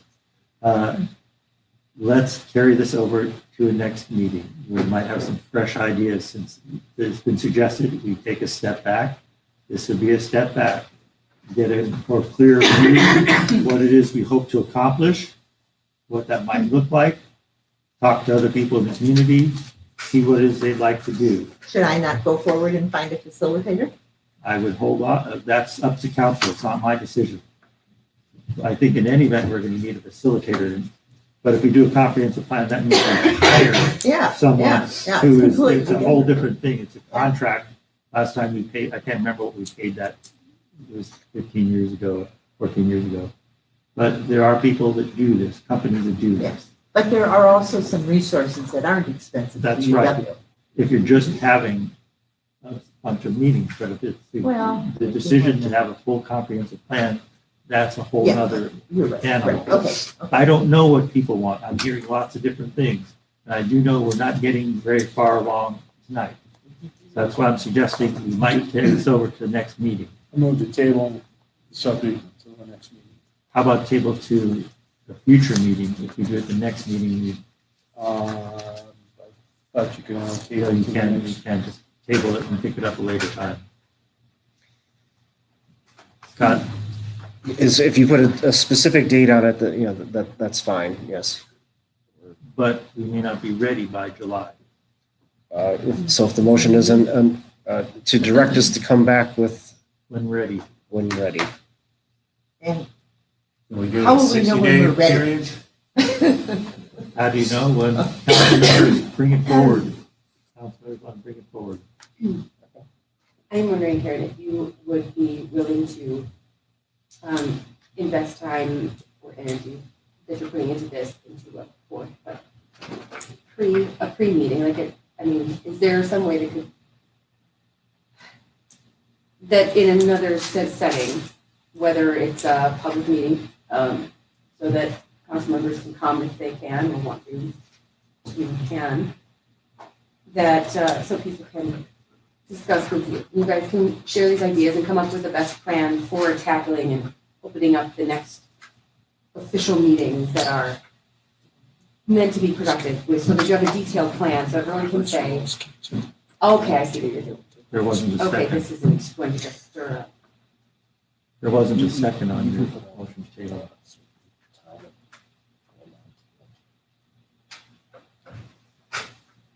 So Carl, do you still want to have the motion to be at the next meeting? Well, Your yeah, choice. my understanding of Robert's Rules of Order and table, you have to bring it up at the next meeting. That's why it was stated that way. If that's not correct, then It's not correct that I read. It's I'm been not a prepared to while. answer that question right now. Okay, I guess I'm not. Whatever's acceptable in terms of What would you like? Do you want to have it in the next meeting, or do you want it at a future meeting when we're ready? a future meeting when we're ready, if Okay. that's permissible. That's fine. Is there a second to that? There's no discussion after this motion to table. All in favor, please say aye. Aye. Opposed? Nay. So it's. Karen's against, everybody else is for. Correct. Thank you. Another item. Discussion and action on business recruitment activities brought forward by Councilmember Nines. We have a couple-page memo in your packet from Scott. Tom, this is your motion, your idea? It's your turn. Actually, it's the people's idea that was brought up to me by a lot of people throughout the city because of what has happened over the past couple of decades. Yes, I understand that it's a systemic problem in a small town, but they think it's all been exacerbated, and there's lots of blame to go around on why businesses have closed up, moved away, and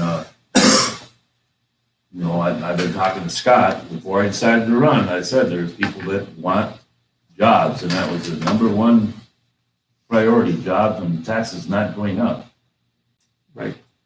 And if you look into the Wisconsin Municipal Officials Handbook, Chapter 3, Section D, bottom page 48, top page 49, it states that one of the duties is the city planner, unless otherwise designated. And I got hit on that one a lot.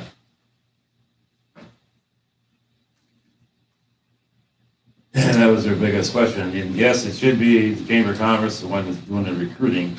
That's supposed to be full business. That I understand. Okay. So is that your motion to, I don't know where we're going with this, it's vague to me. Other than that you want to, I guess your motion, your idea is the city should hire a business recruiter, is that what you? That's what they were saying. I don't know what they, I want to know what you are making a motion or you're not making a motion. What do you I'm not suggest? making a motion to do that because the city can't afford it. Okay, so, all right, so we're just having a discussion in general terms Correct. on this? Okay, just want to be clear what we're doing here. A lot of things are very unfocused tonight. Well, I know the city can't afford it. So what do you hope for us to do tonight? It says with discussion on action on business recruitment activities. So what is the action you'd like to see happen? This is your agenda item. That if a business, preferably if it's lake related, wants to move in here, that it can move in here without any problems. That the city council can't just say in general, we can't just say blanket. The plan commission has things, there's zoning laws. Right, I know It's just that. not just vague. I don't know where to go with this, Tom. Tell me what you want. I'm just telling you, that's what the people told me. I hear you, They have but what not do said you want anything else tonight? Other than that. They What do have you not said want anything other tonight? than that. Tom, what do you want tonight? let Scott explain it, what he does with Western TV so that they understand what the city's job is and is not. Okay, so you're asking Scott to explain things. That's step one. Thank you. Scott, you care to respond? So what I have outlined for everyone regarding this topic is what is the role of the city when it comes to economic development. And as I have explained in summary in the memo, the city does not create jobs. That is not our role. The city's responsibility is to work to have an environment that encourages people to invest within the community. We have several tools at our disposal. One of the biggest ones, of course, being zoning. That is a compilation of what we want and where we want things. So it's one of the primary functions of the city is land use regulation. So that is one component of it. The city does have some tools to encourage economic development, and I have outlined that as being TIF districts, basically to incentivize businesses to locate within certain areas, to provide financial incentives for that to happen, because not all developments can just necessarily happen without assistance. And so communities become very competitive in trying to recruit businesses and making various things happen. And that is one tool that can do that. There are other loan programs. We had a business revolving loan program that was taken away. We still have a facade loan program. We have land, which we discussed tonight, the largest chunk of which is the Omaha block, which this council has designated for sale. We do not have, although the city has other land, we do not have any other land that the city has designated for sale. There are other organizations within the community that we are aware of, that we work with. The Bayfield County Economic Development Corporation, one of their primary function is to retain and attract businesses to the county as a whole. I actually served on that board for 10 years.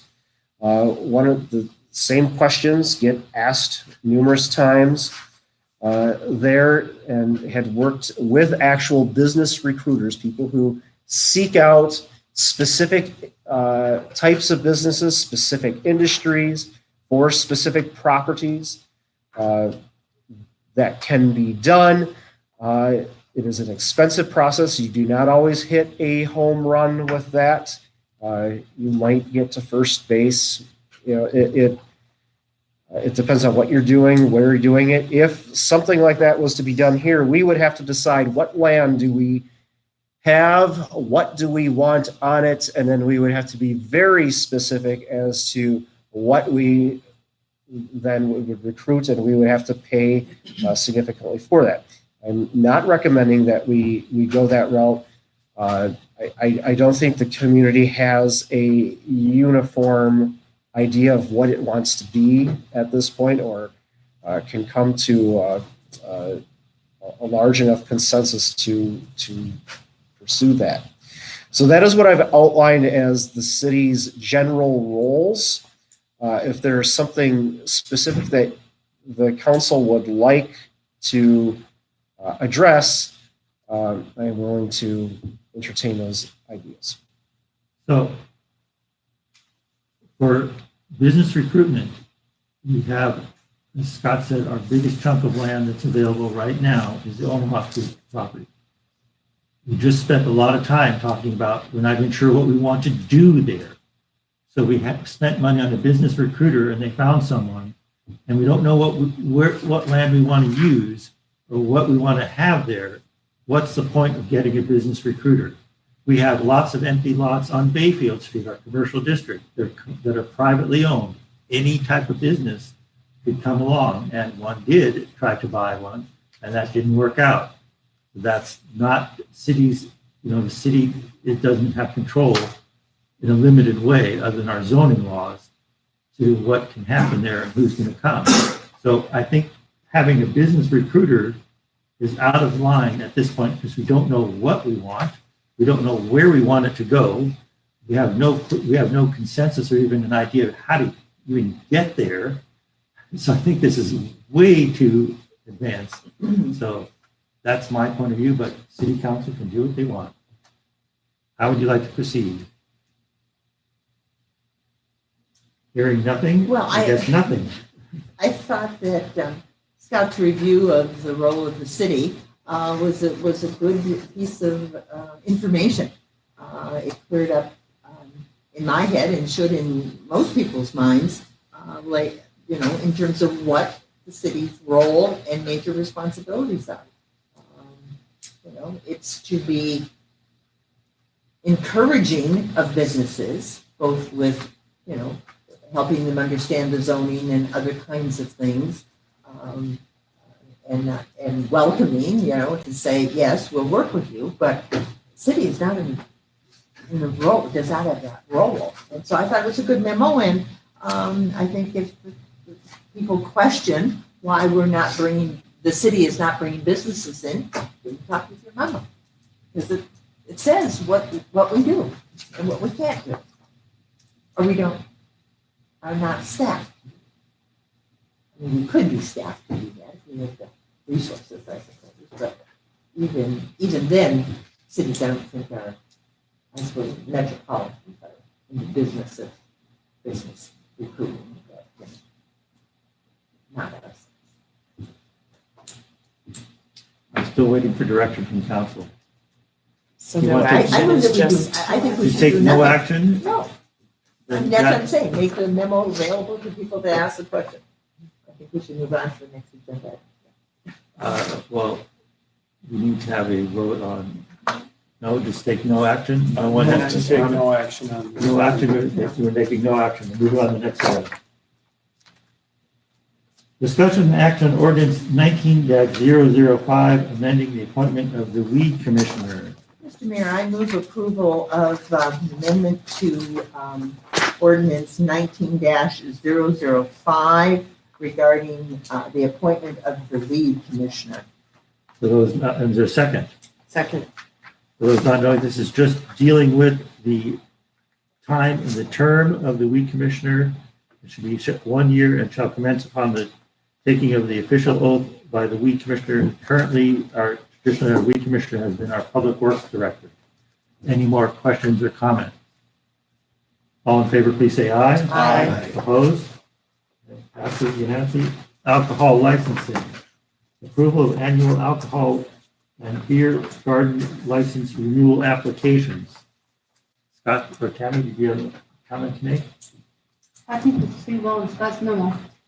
Can we just make a motion to that effect? I can tell you that Patsy's did say the personal property, which she still owns, for real estate. And nothing different than it. Traditionally, we approve contingent upon all delinquent taxes being paid. So that's traditionally the motion. I would move that we approve the alcohol applications that are included in the packet with the provision that the two that are delinquent, what is your language there? Contingent upon all payment of taxes the paid. Taxes and bills. taxes And bills. and bills. Is there a second? I second. Any comments? All in favor, please say aye. Aye. Opposed? Approval of bartender license renewal applications 21-13 through 21-26. I move approval of those renewal applications 21-13 through 21-26. There's a second. Second. All in favor, please say aye. Aye. Opposed? Next one is new bartender license applications number 20-62 through 20-64. Is there a motion to approve? Mr. Mayor, I move approval of bartender license applications 20-62 through 20-64. Thank you. All in favor, plee say aye. Oh, so second. Second. All in favor, please say aye. Aye. Opposed? Any requests to go into closed session to our negotiations? Scott, do you think this is At this point, the council had directed us to proceed with our own negotiations and report back. Okay, so there's no need to, is there a motion to I move that adjourn? we adjourn. Is there a second? Second. All in favor, please say aye. Aye. Look at these two gentlemen, they stuck it out the whole night. These are dedicated citizens. Wow, thank you. Thank you. Tomorrow, we're interviewing for Assistant City